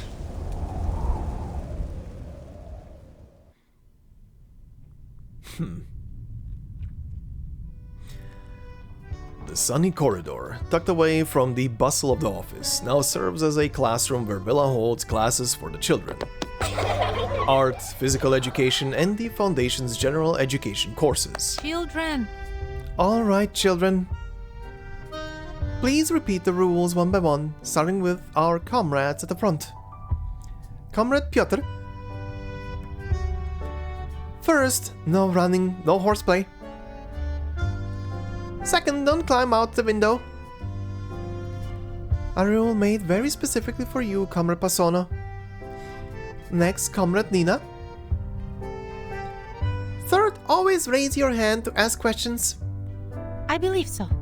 Exactly. Comrade Avgust. Do not wander away without your comrades. Don't look for Vila on your own. I believe so. That's right, Comrade Avgust. Going out all alone is dangerous, even in a safe place like the Foundation. There is no place that is perfectly safe, and no place stays safe forever. Besides, I'll always be right here with you. So why would you be looking for me? Vila? Did you stop writing, Vila? Besides, Mr. Raccoon isn't here today. Mr. Nameday has his own work to do, so do we. And our work today is to play chess, fold sea swallows, read books, and explore our own interests. Dismissed. Like a rocket at her word, the kids launch upwards, bouncing against the walls until only two remain. Avgust stands beside Nina, looking at her. The little girl wears a worried face. Vila brings herself to them. What's wrong? What's wrong, Nina? Miss Vila, when are we going back to Rayashki? Oof. I asked Mr. Nameday the same question, and he said soon. But how soon is soon? Soon means tomorrow. That is also a very broad term, Avgust. Mom always said soon. It won't be long. Everything will be fine when you wake up tomorrow. So, I think they have the same meaning. Why? But it's already tomorrow. It's been a lot of tomorrows, and we're still here. I don't understand. And I miss Mama. I think soon means that we will go home. That is for certain. And we could be on our way there at any moment. But when will that be? I'm sorry, Nina. I shouldn't have said that. Honesty is important. So, honestly, I don't know. But I am sure that we will return home once it is safe. Mr. Nameday has been helping us with just that. Though he shouldn't have to do these for us. Mr. Raccoon keeps going in and out. He left through the front hall, but he brings fewer things back every time. Miss Vila, this is for you. Avgust always says it's a sea swallow, but I say this is a paper plane. It's not as powerful as a real fighter jet, but I made it out with our last piece of paper. Rare things are always more valuable, like canned meat and sausages. Suddenly the paper plane in Vila's hand becomes heavier than a real jet. I'm sure you'll be able to take us home with this. Aww. It is folded paper or military-grade steel. She can't tell. Oh, is it? And nothing seems to fit as an answer. Thank you, Pasona. This is indeed a well-made plane. This is a sea swallow. An eternal soul. It will fly far, far enough to reach the town. Can you take us all back too? I miss everyone. I miss Rayashki. We will go home. Yeah! I've practiced my paper folding, so I can make real good stuff now. I want to make one for Uncle Knut too. But we're running out of the paper Mr. Nameday brought us. Vila, Persona says we're running out of eternal souls. Could we give him other things that are like an eternal soul? Something he can fold into more sea swallows and other things? Okay. Okay. I'll see what I can do. I always get startled whenever all of a sudden one of them actually speak in these. Why do you call paper eternal souls? Souls are for people, not paper. I once read a story about the Rusalka princess to my sister. The princess traded her fishtail and her voice for a Hello, Ariel. For a pair of legs, but she didn't get what she wanted to turn into foam. I don't like that story. That princess is like Ivan the Fool. She doesn't make sense. Vila is not Ivan the Fool. I'm not referring to Miss Vila. She's not a princess. Besides, the book says Rusalki will eventually turn into foam because they don't have an eternal soul. Okay, I am starting to see why you guys said that this story will not have, like, accurate stuff. That it will talk about the Rusalki, but will not have accurate stuff on it. I mean, I get it. I would have, even if no one would have said anything, I would have probably gotten the fact that, yeah, this is from, like, a children's story about Rusalki. There's probably a kernel of truth there, like in any fable, but, yeah, this is obviously a made-up story for children. That's not Miss Vila's case. She must have one. No, paper is the name we give souls. Vila told me. Huh. Amused by their discussion, Vila decides it best not to intervene. Piotr, though, is anxious. As the oldest boy, he feels he must break up any fights to keep everyone in line. Vila gently taps him on the shoulder to reassure him.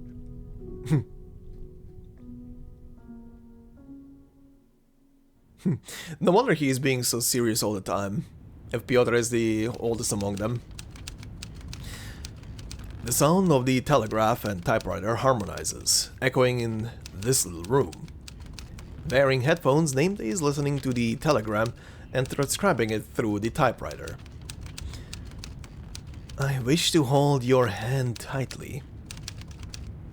Why is it reversed order? Your most loyal yet worst friend, Windsong. Familiar footsteps approach, followed by a knock. What is this about? I wish to hold your hand tightly, your most loyal yet worst friend, Windsong. Nameday concentrates fully on the incoming telegram, having no idea of the coming intrusion. Therefore, it may be best to give up the idea of returning to Rayashki. Mr. Nameday. Mr. Nameday, are you in there?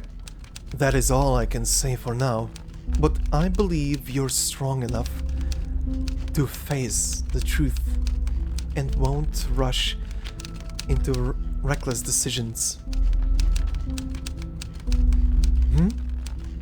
This should be the place.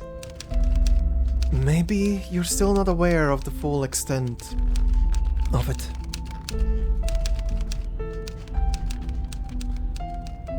This is where he stores all his collections. That sound, is that a typewriter? Shoot! It's Miss Vila! He silently screams, realizing it's too late to hide either the letter or the telegraph. No, she must not see. Mr. Nameday, I heard your voice. Sorry to bother you now, but I really need to know. When can we... It won't be the town you remembered, or the utopia we tried to build. Go back to Rayashki? The storm has changed everything. Oh god, the storm actually hit. Oh boy.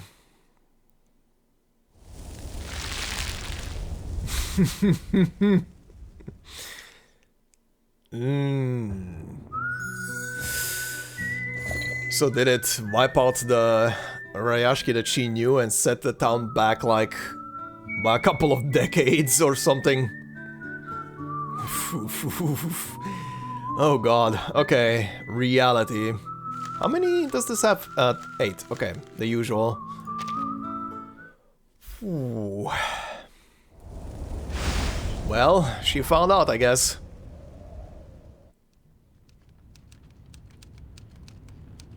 Oh boy. Nothing can be hidden forever. A hard lesson for the struggling name day to accept as he scrambles across his desk. The typewriter is still working and Vila is one step away. Mr. Nameday? What is that? A telegraph and a typewriter. Could this be a telegram from Rayashki? But how would they have gotten it out? We never replaced our machine. What could it possibly... No, this is actually from my brother. Of course, I don't blame you, but you kind of interrupted a private moment. Vila squints, eyes glimmering. Uh-oh.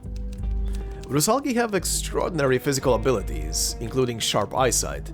Reading the print on the typed letter is as effortless as a glance. Your most loyal worst friend, Windsong. But... I don't intend to accuse you, but I admit I am confused. Is your brother's name really Windsong?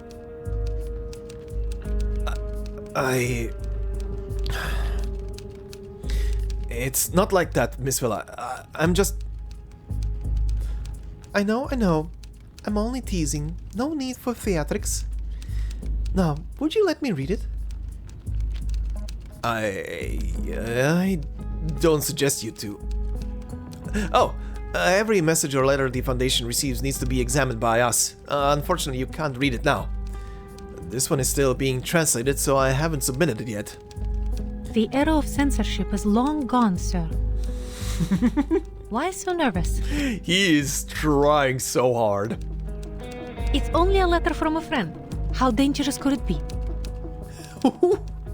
Well, in certain ways.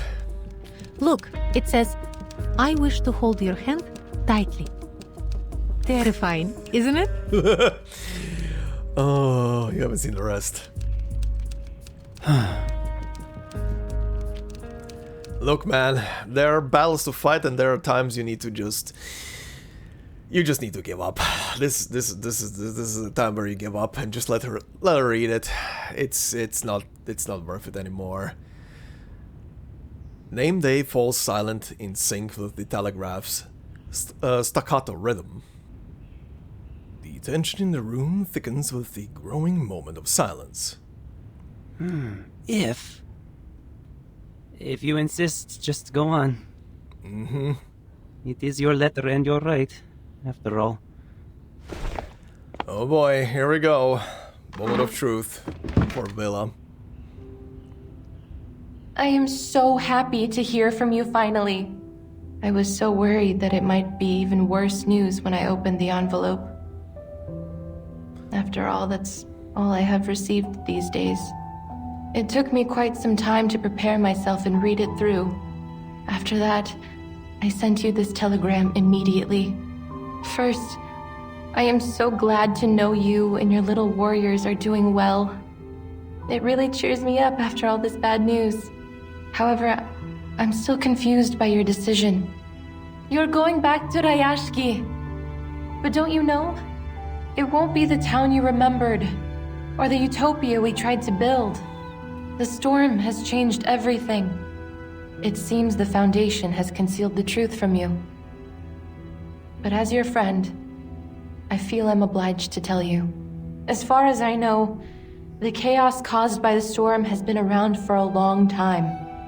Wherever it goes, every building and each person there will be reversed. By reversed, I mean they've vanished. I have not visited Rayashki yet, but I've been to many other places it has struck. I saw what comes from the storm with my own eyes. Think about it. Everyone you know may have vanished, and that once thriving town may only be a ruin now. If anything remains at all, I'm not exaggerating. This is a common fate for places impacted by the storm. Oh boy.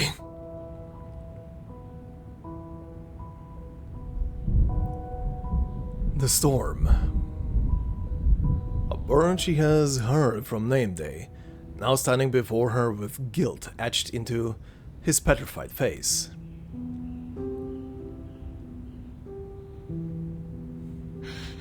So this is the truth of the storm. Isn't it, Mr. Nameday? Actually, the storm doesn't need to be as serious as Miss Windsong said in her letter. See, you, Avgust, and the other kids are safe and sound in the Foundation. Not vanished, not reversed. His voice gets softer and softer, fading until the next sentence fails to emerge at all. Despite the ability to transform a thing by speaking a name, he finds no name, no word, suitable for the moment. It sounds like things have changed there. Changed for the worse. Am I right? Vila tiptoes and gently taps Name Day on the shoulder. Changed, yes, but it will likely not be as chaotic and ruined as you might imagine from Miss Windsong's letter. Well, I suppose that isn't the point. It's only that I think you should consider staying here, even after this letter. Oh god, Avgust is here, what the shit? Startled by the sound of miniature contemplation, they turn around and see the least likely person to be here. Avgust? Avgust. When did you... What are those in your hand? Avgust raises the envelope in his hand as if holding up a flag. Look, Vila! So many eternal souls. Oh god, no. You're here for them, right? What are these? All her unsent letters piling up at the corner. Avgust doesn't know what he has found. To him, it's only a trophy, a means to another flight to see swallows. Oh, These ones are wearing black dots. everything will be alright. We can use these for dotted sea swallows. We can make so many new things. Persona and Nina will be so happy. I hereby declare that you are all eternal souls.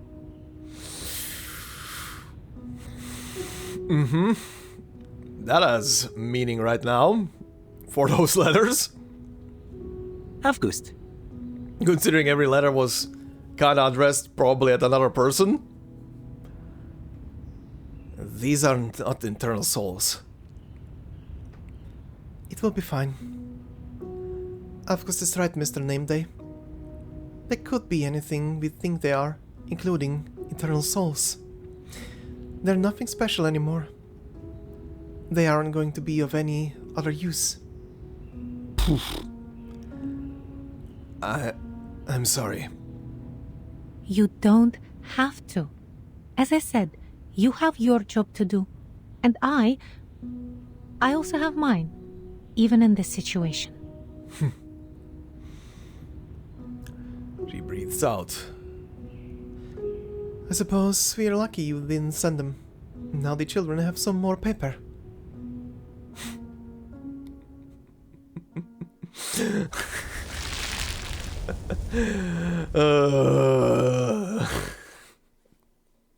God.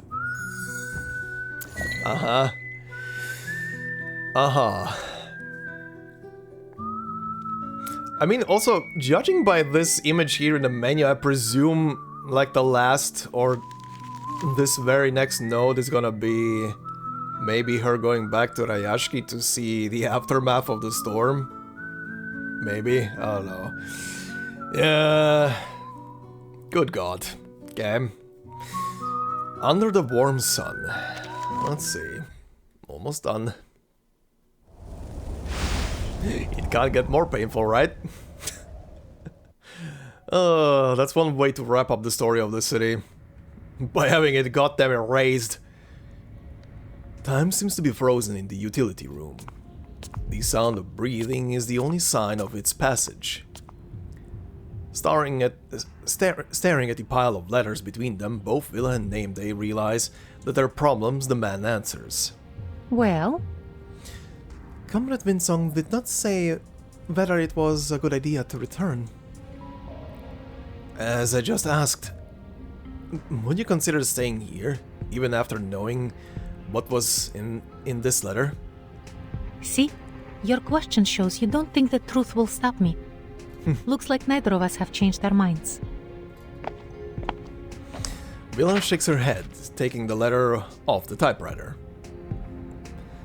You know I'm still going, and I know you'd prefer for us to stay here. Alright, since you know the truth, I won't keep it from you any further. Are you setting off tomorrow? If possible, sure. We've waited for too long. Too long not to know. All I want is a chance to see it with my own eyes. Okay. Well, this... You know, I'm sure Vila will be able to process it, but I'm more heartbroken how the kids are gonna react. Because their parents are gone. Oh boy. I'll try my best to. Remember, I told you what happened that day when the storm fell? That Avgust went out alone to take a look. I remember. Back then, I didn't know much about the storm, less even than what I know now. Ah, okay. So that scene was from them actually... Oh, I see. So that was when they just arrived at the foundation. That's why she was waiting on paperwork and shit. And then the storm hit and Avgust probably went away somewhere, and because the storm was going out outside, Nameday was panicking because he thought that the kid might get hit by the storm. Right. I thought he just got lost. I had no idea what he might have seen. Dylan looks to Avgust, who is taking each letter from its envelope and piling them up. Their different layers, one after another, begin to resemble, at least in the mind of Avgust, a layered cake.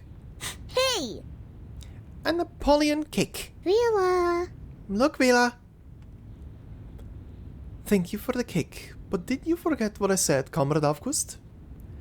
Don't go out alone. But since you're here for these eternal souls, I think we can help. Besides... But I didn't leave my comrades. He points at the door. Oh god. They see the edge of some clothes hidden behind the door frame, accompanied by grouchy whispers. Don't push me. I can't hear anything. What do we expect? Comrade Avgust just sold us out. Let's just go in already. I had no idea we had so many listeners. Children! Come out, all of you. Piotr, Persona, Nina, and anyone else you've got with you too. Anyone else who we didn't write into the story or name? I have something that I must tell you. Oh boy. Miss Vila! I know what you want to ask, and yes, we are going home. And if all goes well, we will be going home tomorrow. Oh boy. Oh boy, I am nervous how the kids are gonna react to this. Well, the town is here, but judging by this little image, it feels like the town is back to its beginnings, where it was basically a couple of houses. The hard-packed snow crunches under the weight of feet, big and little, as the team led by Vila inch close to home once again. Vila? Why didn't we come home from the pier? Turtles in the sea place their houses there and then go on shore. We're not going home for good, Comrade Avgust. This is just A visit. Just like the ones Comrade Windsong used to make, remember? Then are we guests? Does that mean we stay in the hotel tonight? But there are still houses for us, right? Besides, Can't see the pier or the statue from here. All the rooftops and the snow became one. The snow has covered everything. We're here because this is the best place to see all of Rayashki. But I see nothing. No pier, no statue. They're gone. both sea foam and snow all eventually vanish. Vanish. Is that the word? I don't know. There are a lot of questions that I can't answer. Besides, I'm not always right. Avgust falls deep into his own mind, but Nina cautiously takes Vila's hand and asks her in a trembling voice. Miss Vila, wasn't the mine on our way home? But this doesn't look like the way home anymore. It's strange. I just want to see Mama again, and then we can go back to the SPDM with Pasono. Why? Miss Vila, is this really Rayashki? Child, you might meet your mother again right now, but like around the same age as you are. Oh boy. Vila holds her hand even tighter. This time she doesn't bend down to wipe the tears from the little girl's face. There is no soft word to comfort left in her, only hard truth. There was a path from here down to the town. During snowy days, people would tie red tape on the trees to mark the way home. But now she sees only white, no colors at all except the sunlight reflecting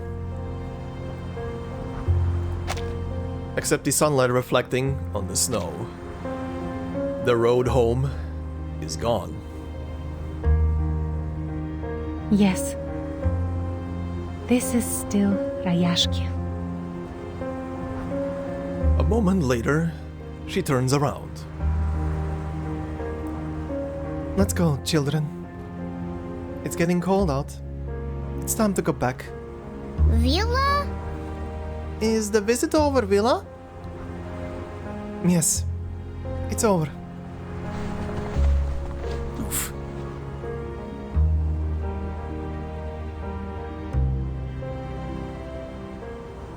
Madam. That madam whimper is something else. I know I should take it seriously, but every time he says it, it kills me. Oh, name day. Mr. Name Day. The same for Mr. Name Day. Thank you very much, Mr. Name Day. Just as we agreed yesterday, I will join the Foundation. You're more than welcome, but please, if you need, you can spend some more time here. Thank you. That's thoughtful of you. But it won't be necessary.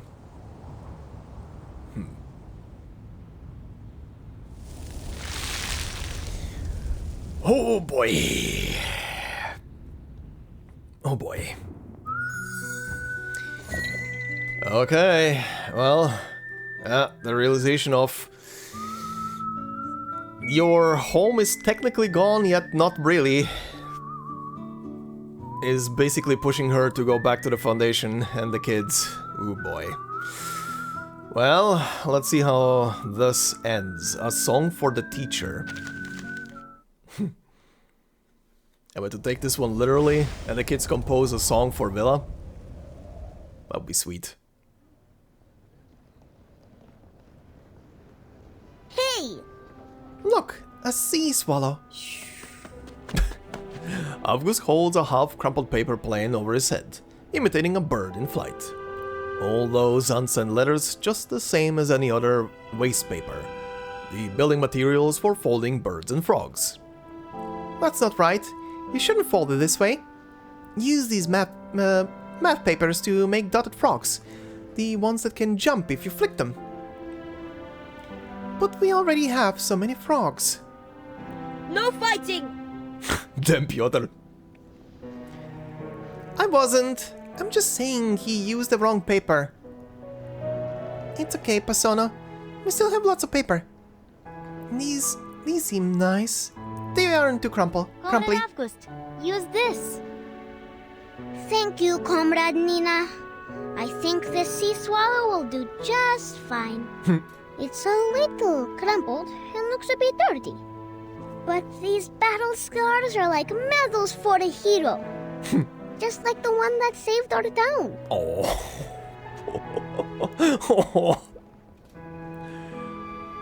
I want to show it to Vila. Vila. Before his friends could answer, Avgust is in full sprint toward the adults on the other end of the corridor. Noticing his coming, Vila opens her arms, and her duty as a teacher overrides her welcome. Don't run in the corridor, Comrade Avgust. What's wrong? Look, see? This is my sea swallow. It has been in many battles and flown for a long, long way. It's very tired and wants to rest. So I wanted to rest here with you. Wow. The crumpled paper plane lands in Vila's palm. Oh, thank you, Comrade Avgust. It will be treated the way a heroic sea swallow deserves. I promise. That. What do you think? Perhaps it might like to rest in this notebook. Just like this. Sleep tight, little hero. Since you're here, Comrade Avgust, I must confirm with you. Are you all prepared to go to the SPDM? I don't understand. What do we need to prepare? You must have all the things you want to take with you and study your schedule, so you will know where to go. Maybe Nina would like to know what the classroom there is like. I have my friends, and that's all I need. That's what Persona said too. Very well. You're all brave little comrades. You will protect yourselves and each other, won't you? Miss Vila, sure you, SPDM is one of the safest places in the world. You don't have to worry. The children will need to learn how to protect themselves sooner or later. I'm only a teacher. I can't protect them forever. Vila? Aren't you coming with us? Oh, but you're a Rusalka, so are you returning to the sea? Surprise jumps across Vila's face. What? That came out of nowhere. What? No, never. But will I be able to see you again if you turn into foam? How could foam be returned back into Vila again? No, that isn't so. No, of course I won't. Won't turn into foam. But you said the Eternal Soul is just another name. You said you don't have it. And the princess didn't have it either. Persona said the Rusalka princess turned into foam when she went to the sea. So then you will... Kids, I will not, Avgust. the Eternal Soul. The Eternal Soul is nothing. It's only a name. Something that could be given to anything. It doesn't have substance. You can't touch it or catch it. How can something you can't even touch turn me into foam? I haven't before, and I won't now. Anyway, I won't be going back to the sea. Then what is it? You said it can be everything, but also nothing? Vila bends down, looking into Avgust's confused eyes. Oh. I had the same thought at the beginning. That it could be anything I believed it to be. But maybe it didn't even exist at all. I saw how barriers were broken and hate driven out from that town. That's why I thought our Ayashki was eternal and the people were all good souls. But now I understand that's not true. What is true? You are. Me? Am I the eternal soul? No, not you alone, but all of you. You are the next generation of Rayashki, the survival of our people and our dreams. A future that will not be altered or reversed. As long as we have you, those who sacrifice themselves will never truly die. And Good God. the eternal soul will continue to exist for us and for them. So, for me, the eternal soul is nothing and everything. Sounds a little like my arcane skill. Remember that sofa? It returned to a simple toy in only a few moments. It's just a small trick, I'm afraid. Far from eternal. Thanks for the example, Mr. Nameday. Well, I can see that little Avgust is still very confused. Perhaps I made it too complicated. Did you understand what I meant, Comrade Avgust? Avgust doesn't reply immediately. With him, it is never easy to tell whether he is fallen back into his own little world, or if he is piecing together something brilliant. But if I can see it, how can it be nothing? What do you mean, Avgust? Oh god, he's gonna say something crazy right now. I don't think anyone has ever seen a soul. But I saw yours. It's golden like the sun. Vila turns to the direction Avgust's showing her. Oh, her shadow is making like a mermaid shape. The morning sun has climbed high, spilling into the open corridor and stretching the silhouette of Vila's body. Golden light surrounds her, outlining her shadow with a splash of warm yellow, a projection on a sparkling sea. Then at the edge of her shadow, a familiar face. Hey! Windsong, finally! Jesus Christ, took you long enough. Found her. Miss Vila! You're here, Miss Vila.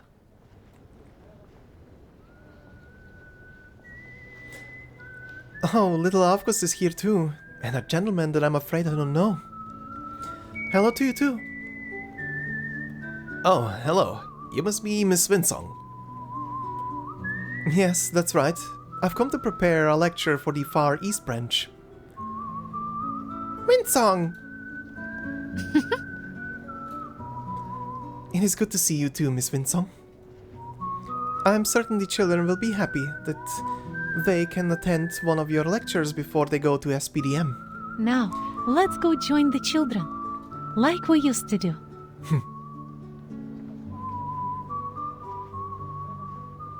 And a bit of a reunion at the end. That speech at the end. Yeah, the kids are... the kids are basically the only survivors of the Rayashki of the time that Vila that Vila is from, and Windsong as well. Good God, they're basically carrying the eternal soul of them all into the future. Oh boy, oh boy, oh boy. Okay, before I round this up and see how much footage I have, let me do the survey very, very quickly as well. Alright then, survey completely done. All rewards gotten, and I guess that is it for this one. Now, I did obviously check the recording time right now, so there is enough time left in the video to not bloat it out of proportion completely. So, let's check out the stuff that was part of the Utu stuff that apparently adds a bit more context to the Rusalka. That was, well, the Rusalka stuff, like we said before, pretty much that was in the story here for Vila, was more of a fairy tale kind of deal than than the actual tale of them. So let me see actually if the wiki has been updated, like I presume it should be. Okay, hell yeah, the wiki has all the deets. There are 6 pages. There is quite a lot of text. For you guys, I will be placing probably on screen the images, I took screenshots here, so I'm gonna use the screenshots. It's easier to use, to read from them rather. But for you guys, you will see them on screen as I'm reading through this thing. So let's see. First one, a special concert. So again, this is the Utu stuff. I will leave a link to the sorry, not the description. Well, in the description as well, but I will leave a link both in the description and in my own pinned comment down below for the wiki page for this Utu stuff from Rayashki, if anyone wants to check it out themselves. But anyway, a special concert. Excerpt from Travel Notes, Traveling 100 Forgotten Cities. The evening before yesterday, I arrived at the port following an Irish merchant ship. I cannot read that, whatever that says, that is in Russian, alright. The first mate taught me this word. Oh, it says Rayashki, I guess. Okay, a name that is being forgotten. This morning a child stumbled down a snowy slope and fell into my arms. I picked up the scattered sunflower, gave him some advice, and asked why he was in such a hurry. Thank you, but the concert of Mr. Mr. Crocodile. Okay, I think I know why Berthold is being called Crocodile. Anyway. Thank you, but the concert of Mr. Crocodile and the mischievous big-eared monkey is about to start. Big-eared monkey? Oh? So I have to hurry. Oh, a concert? Where is it being held? May I accompany you? To a symphony enthusiast, nothing is more enticing than that. Yes, well, that is, if you're willing to join us as a comrade. Will you make a pledge in the name of the Red Forest? A flicker of concern crossed the child's angelic ivory complexion. Alright then. I had no time to ponder the child's curious metaphor, so I decided to put him at ease. To my surprise, however, I neither experienced the grandeur of the First Symphony, nor was I immersed in the folk songs of the local ensemble. A military line tent, an old CRT television, and a well-known animated film. A bunch of boys and girls crowded together, staring intently at Mr. Crocodile's accordion. Hey, move over a bit, make room for this red-bearded guest. What the hell? Okay, this is a bit hard to tell who is when talking. Alright, Mr. Crocodile, you can play now. Red beard, red forest?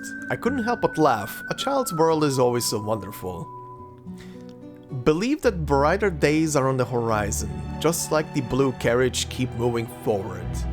There was neither the grandeur or classical beauty nor the charm of folk costumes in that melody, but there was something else, something truly touching. I couldn't resist ironing in with the child's clapping. Huh, at least I didn't have to say goodbye to my beloved Red Forest. Huh, interesting. I wonder who this was, this person was here. Okay, so this was the first one. Second one, index term, the study of ley lines. First, the study of ley lines, compared to the general geological sciences, is a high-level test of spatial logic and imagination. You must abandon tradition and let your imagination run wild in the palace of ideas. Second, you will experience a feast of colors and be allowed to give the interpretation to any unmarked hues. Countless treasures await in these bizarre and colorful scenes. Third, whether you have a new argument or an interesting discovery, please contact us at the Review Guide. We are always open to anyone interested in the field. Leyline Mapping Review Guide. Okay. In geometry, points, lines, and surfaces form the basic shapes from which countless theorems are derived. In architecture, basic shapes are formed out of imagination, giving rise to complex structures. In linology, that's the word. In ley linology, theorems are deconstructed, complexity is extracted, and everything is reduced to its essence. Tristan Lesov. Okay, the name doesn't really tell me much, but okay. Lineology has never been a discipline that can be applied with a superficial understanding, nor can it become a systematic applied science. Lineology cannot interfere with the operating rules of the world. Even if you exhaust yourself rearranging energy lines, they will eventually return to their original state. In short, it is understandable why lineology has been abandoned by the times. However, for those struggling with complex problems spanning various disciplines, it may provide a unique perspective. Falsehood over truth, or decline of talent, a discipline difficult to define. Okay, yeah, I think I can see why people abandoned studying ley lines and stuff like that, because comparing it to the other sciences and everything, they produce something tangible, and in some cases physical, that can be used, or can be used on something physical, while ley line stuff is literally just, well, I can manipulate it, but at the same time, nothing will change, because it's always a constant. Which is also in itself very interesting, that it cannot be, apparently cannot be manipulated to do something else for long periods of time. Kind of very funny, kind of very fits in line as well with Name Day's whole shtick earlier as well, where he was explaining how his Arcanist powers are working, where he can just create something for a brief moment out of something else, but then it goes back to the way it was. Alright, next one. Excerpts from the Greenland Scientific Expedition log, April 16th. A small skull shaped like that of a sperm whale, containing astonishing beauty and oceanic wisdom. Rostral cartilage, conical fangs, a jaw arc of more than 90 degrees. My intuition tells me it does not belong to a creature of nature, otherwise the laws of biology would be a joke. April 18th. Through the lucky discovery of a walking stick, we were able to detect high levels of hydrogen sulfide compounds. The accompanying geologist explained that this substance is typically found in rock strata thousands of meters deep. The results are numerous, so I won't list them all. April 20th. This is the last day of the Greenland expedition team's stay. After saying goodbye to the enthusiastic workers who helped us, we went to the port and waited for the last steamship to arrive. As night fell, we could vaguely see a man's silhouette in the dock area. We recognized him by his beer belly and bushy beard. During the day, he was one of the workers who often made crude jokes. At night, he recited poetry to the sound of the waves hitting the ship's bow. Ever since a temporary library was set up in the mining area, everything has changed, he said. During meals, he and his coworkers talked about comedies, bedtime stories for his little daughter, and even Pushkin and his Ode to Liberty. Okay. The feeling of reading poetry, I can't describe it. It's like you swing a pickaxe with all your might, only to hit a piece of black diamond and make your hands bleed. But you feel immeasurable joy because it's precious. Perhaps, when they no longer feel like they are being judged by a particular identity, their secret inner desires will emerge. In the impenetrable darkness, they are more romantic, more courageous, and more poetic. This was an interesting one, yeah. Yeah, funny how one change in your environment can change you as well, right? Okay, so that was the third one, so fourth one. Okay, so this is the piece that is on Rusalka's, I presume, considering the title is Mermaids, the Arcanists of the Depths. Primitive mermaids inhabit the deep sea and hunt like traditional sea creatures, with a thick layer of subcutaneous fat and dark skin. Their humanoid arms are strong and powerful, with webbed fingers and sharp nails. They use arcane skills in a powerful and almost savage manner to tear apart their prey. Due to early Arcanists hunting them and the gradual development of fishing industries, primitive mermaids have all but disappeared, with no clear evidence indicating they established a transmissible civilization. Pure-blood mermaids are Arcanists with at least 50% mermaid blood purity. They have a human upper body and a fishtail lower body, with gills on their necks and sharp teeth, and a dorsal fin along their spines. They are adept at hiding their fish features, transforming their tails into human legs, and using their voices and gestures to lure and enchant prey, and evolving into the mermaid image in the legends that beguile humans. Okay. Hybrid mermaids have less than 50% mermaid blood purity. Their appearance and skin texture are almost indistinguishable from humans, but they can have some fish characteristics such as scales, gills, fins, and webbed fingers, depending on the individual. Hybrid mermaids can use arcane skills to create a fishtail in water, but this transformation only lasts about 10 to 14 hours. Over time, some scholars have begun to study the race of Rusalka, which had led to a gradual reduction in the demonization of hybrid Rusalki. Arcanists with mermaid blood between 50 to 75% are often labeled as impure blood by their race and abandoned, later mostly adopted by the St. Paulo Foundation. Those with less than 50% mermaid blood show genetic traits such as swimming ability, cold resistance, and streamlined body shaped. Editor's acknowledgements to our vast readership and a pioneering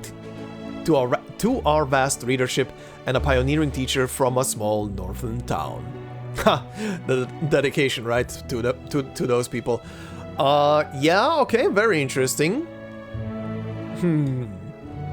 So yeah, Vila definitely belongs to the less than 50%, obviously, pure-blooded Rusalki. Okay. Doesn't really go into their culture or anything to go into why the less pure-blooded are so being so hated and hunted by the other ones. Okay, but still very interesting. Impure blood, well, at least the St. Paulo Foundation is protecting them, and yeah, it makes sense that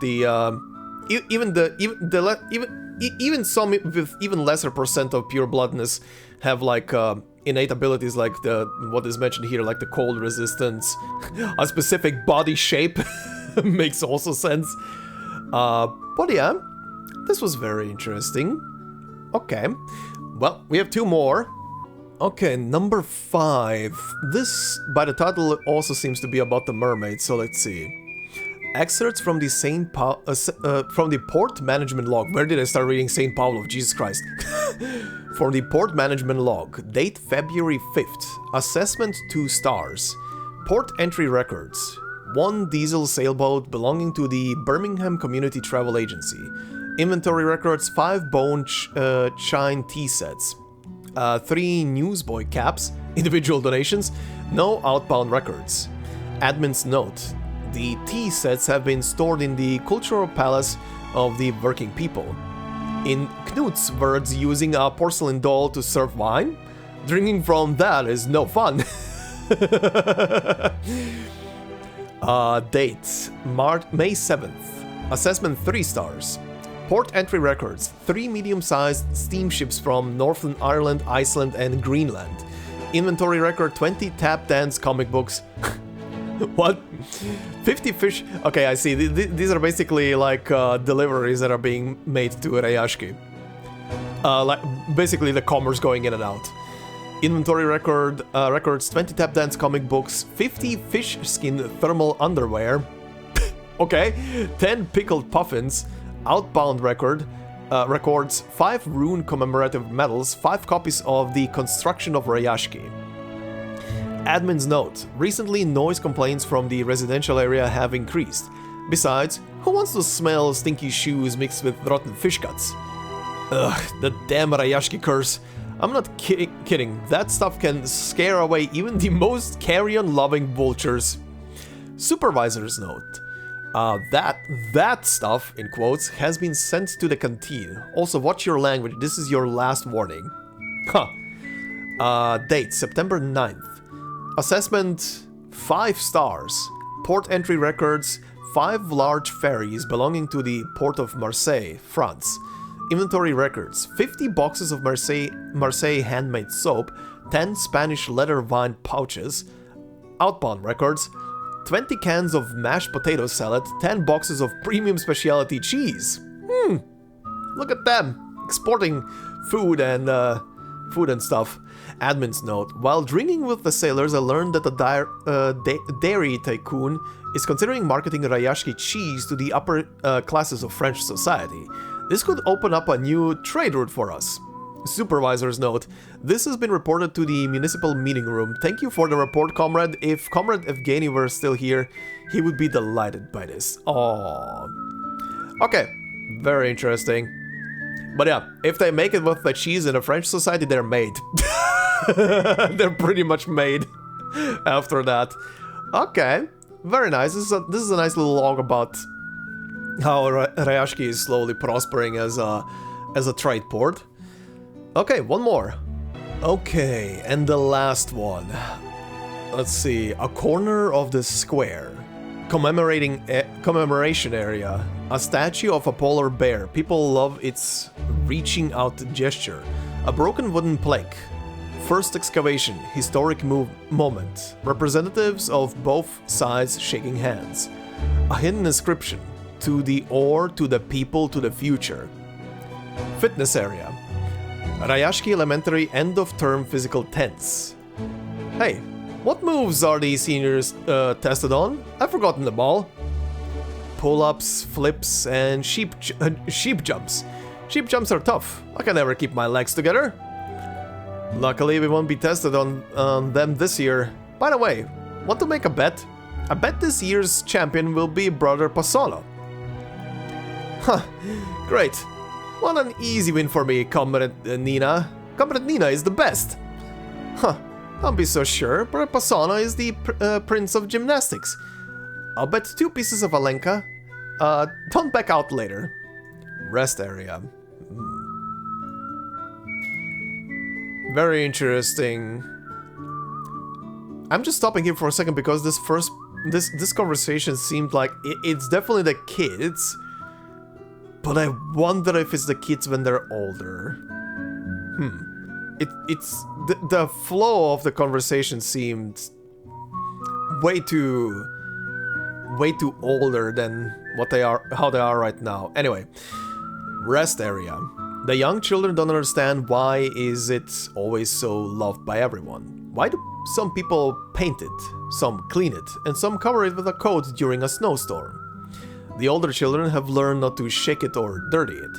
Their fathers, mothers, and even their 80-year-old grandfathers have told its story, all in the same tone. It's the story of a group of people who share the same ideal. From day to night, one crucial decision after another was made here. These determined builders decided the layout of the mining area, the location of the school, and the construction plan for the square. Children, the land under your feet, your beloved playground.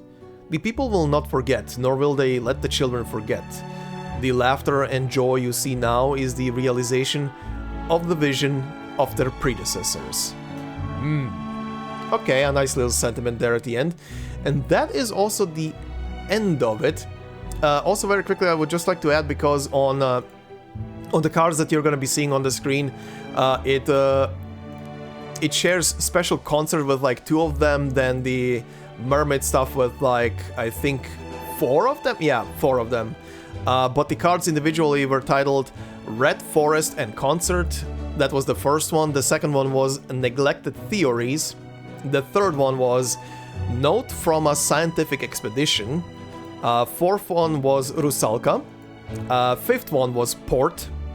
And the last one that we just went over was the Past, the Future. So yeah, kind of, I don't know. You guys can probably also fill in something or throw me your theories, but that last one kind of, the way the children were just like the kids that we know as kids were kind of interacting there, and that the last one felt like they were a bit older in it. The flow of text was definitely felt a bit different. But yeah, that I would say wraps up the main portion of the completely now the main portion about the town of Rayashki. We still have for next time the character story for Windsong. And I wonder when this is gonna be taking place. Is this gonna be like her past leading up to Rayashki, probably? Maybe. You guys did say that this one is kind of like detached by itself, so I'm gonna go on a limb and just gonna presume it's gonna be her past, because so far from character stories that are tied to this thing, they're either taking place like after the story, during the story, or they're like whose was it again? There was one that was pretty much just like well, there was a couple of them that were like pretty much prequel stories leading into the story itself. So we'll see. We'll see next time. But finishing thoughts on Rayashki, good. Good.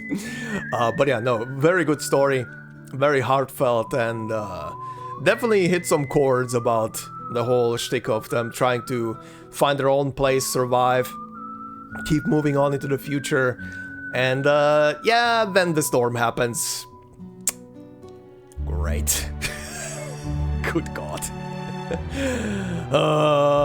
I can feel Name Day's pain in that whole thing. He definitely feels and knows how. Well, he probably quickly figured out how much the town of Rayashki means to Vila and the kids that were at the foundation, and the whole dilemma of, holy shit, how do I tell them this? Why do I have to tell them this? Oh God, I don't want to be in the shoes of him. I don't want to be in the shoes of anybody for that kind of matter. Delivering that kind of message. Good God. Ooh. But yeah, what a story. Definitely a very good, very well written story, and very interesting lore bits, plus all the little bits and pieces that were kind of like brought back to the forefront, that were once upon a time introduced back in like the beginning chapters of the main story and stuff. And I do wonder why this was the story where they started bringing them up again. Usually from a writing perspective, if a story has many little elements that get introduced at one point, but then don't resurface for a long time, usually the reason why you would resurface them is probably to prepare and remind the audience that, hey, this might come back soon. This might play a role soon. Keep it in mind. So maybe this is the case here, because the whole butterfly thing, Lorenz and stuff like that, just resurfacing all of a sudden, plus being introduced to ley line theorems and stuff like that, and how we can observe and see the land for what it is just through the energy that courses through it. Very interesting topics throughout the whole story. But yeah, the characters were great so far. Again, I still need to see Windsong's whole story, but that will happen next time. But for the characters so far, Vila definitely... I do wonder, now that I've read the Rusalka stuff, I do wonder if the very reason she is... Maybe she isn't even realizing it. There was that point in this story for her where she yelled back at the other Rusalka, the more pure-blooded one, where she discovered that she can produce a sound that she wasn't even aware that she can do. So maybe... I mean, I understand now way better why she was made into like a healer buffer type of character. Why she fills in that role. She is... she might be definitely, without realizing it, tapping into her, like, siren song powers without knowing it. I mean, the kids are very, very loyal to her, but I don't know, maybe I'm just stretching it here, but she definitely has a pure and honest heart, and she wants to just find a place where she can live. Just find a place, and she found a place where she can live, and then that place gets absolutely demolished by not even people, just a storm. Something that is out of the influence of everybody, at least for now. Good God. But yeah, she's a good character. She is definitely a good character. Windsong as well, someone who was struggling with her whole... Again, I'm not gonna finish my thoughts on her yet, but someone who was pretty much struggling with her theories and was sticking to them, and then finally gets a big payoff. Yeah, that strikes a chord. As whimsical as it might sound, that strikes a chord with me. Quite a lot. Oh god. But yeah, there's still a part of her story left, so I'll leave the rest for next time. Avgust is very interesting though. I don't know how to go about that one, cause Avgust seems to be like in his own mental space most of the time, but he seems to be seeing stuff that other people are incapable of seeing, which is very interesting. I already kind of theorized throughout the main portion of the Rayashki story that Avgust might be capable of just with pure eye seeing ley lines, and that kind of influences how he sees everything else, which would be interesting to keep an eye on if that's the case, especially for Windsong and her theory on ley lines if that's the case. But he definitely has some unique powers to him that I would say has yet to be properly explored what that means. Sadly, I don't have him in game to go and look at his. I could look it up at the wiki page, but I'm not gonna right now. But I would love to read his. I'm gonna read his skill cards at one point in the future just to see what they're called, if there's something interesting on them, because again, very interesting possibilities with this little guy. But yeah, overall, the Rayashki story was very great. The township was amazing to see the camaraderie between all of them and how much they were sticking together just to form their foothold in life, and their well, sort of stubbornness finally bore fruit. And then yeah, shit happens. But anyway, this will be it for this part. Next time, we're gonna wrap up the Rayashki story completely with the story for Windsong, and from there on, we will just move on and see then about the next thing. After Windsong is gonna be the Xeno Anecdote, by the way, just as a reminder, and then we're gonna move into the 2.7 patch and see what is happening in it. But yeah, anyway, for now, thank you very much for watching and listening. Hope you enjoyed. Maybe you've never saw those Utu cards before in your life. Maybe I'm spreading extra knowledge, who knows? I would like to at least believe so. But yeah, thank you very much for watching. If you enjoyed, please consider leaving a like, it would help out a lot. If you're new to the channel, consider subscribing for more. And of course, if you want to support me more directly, memberships are open. No video will be behind a membership, it's purely there for support. Leave a comment, of course, as well, that helps in the algorithm too. And of course, I hope you all have a fantastic day wherever you are. And I will see you in the next one. Until then, bye-bye.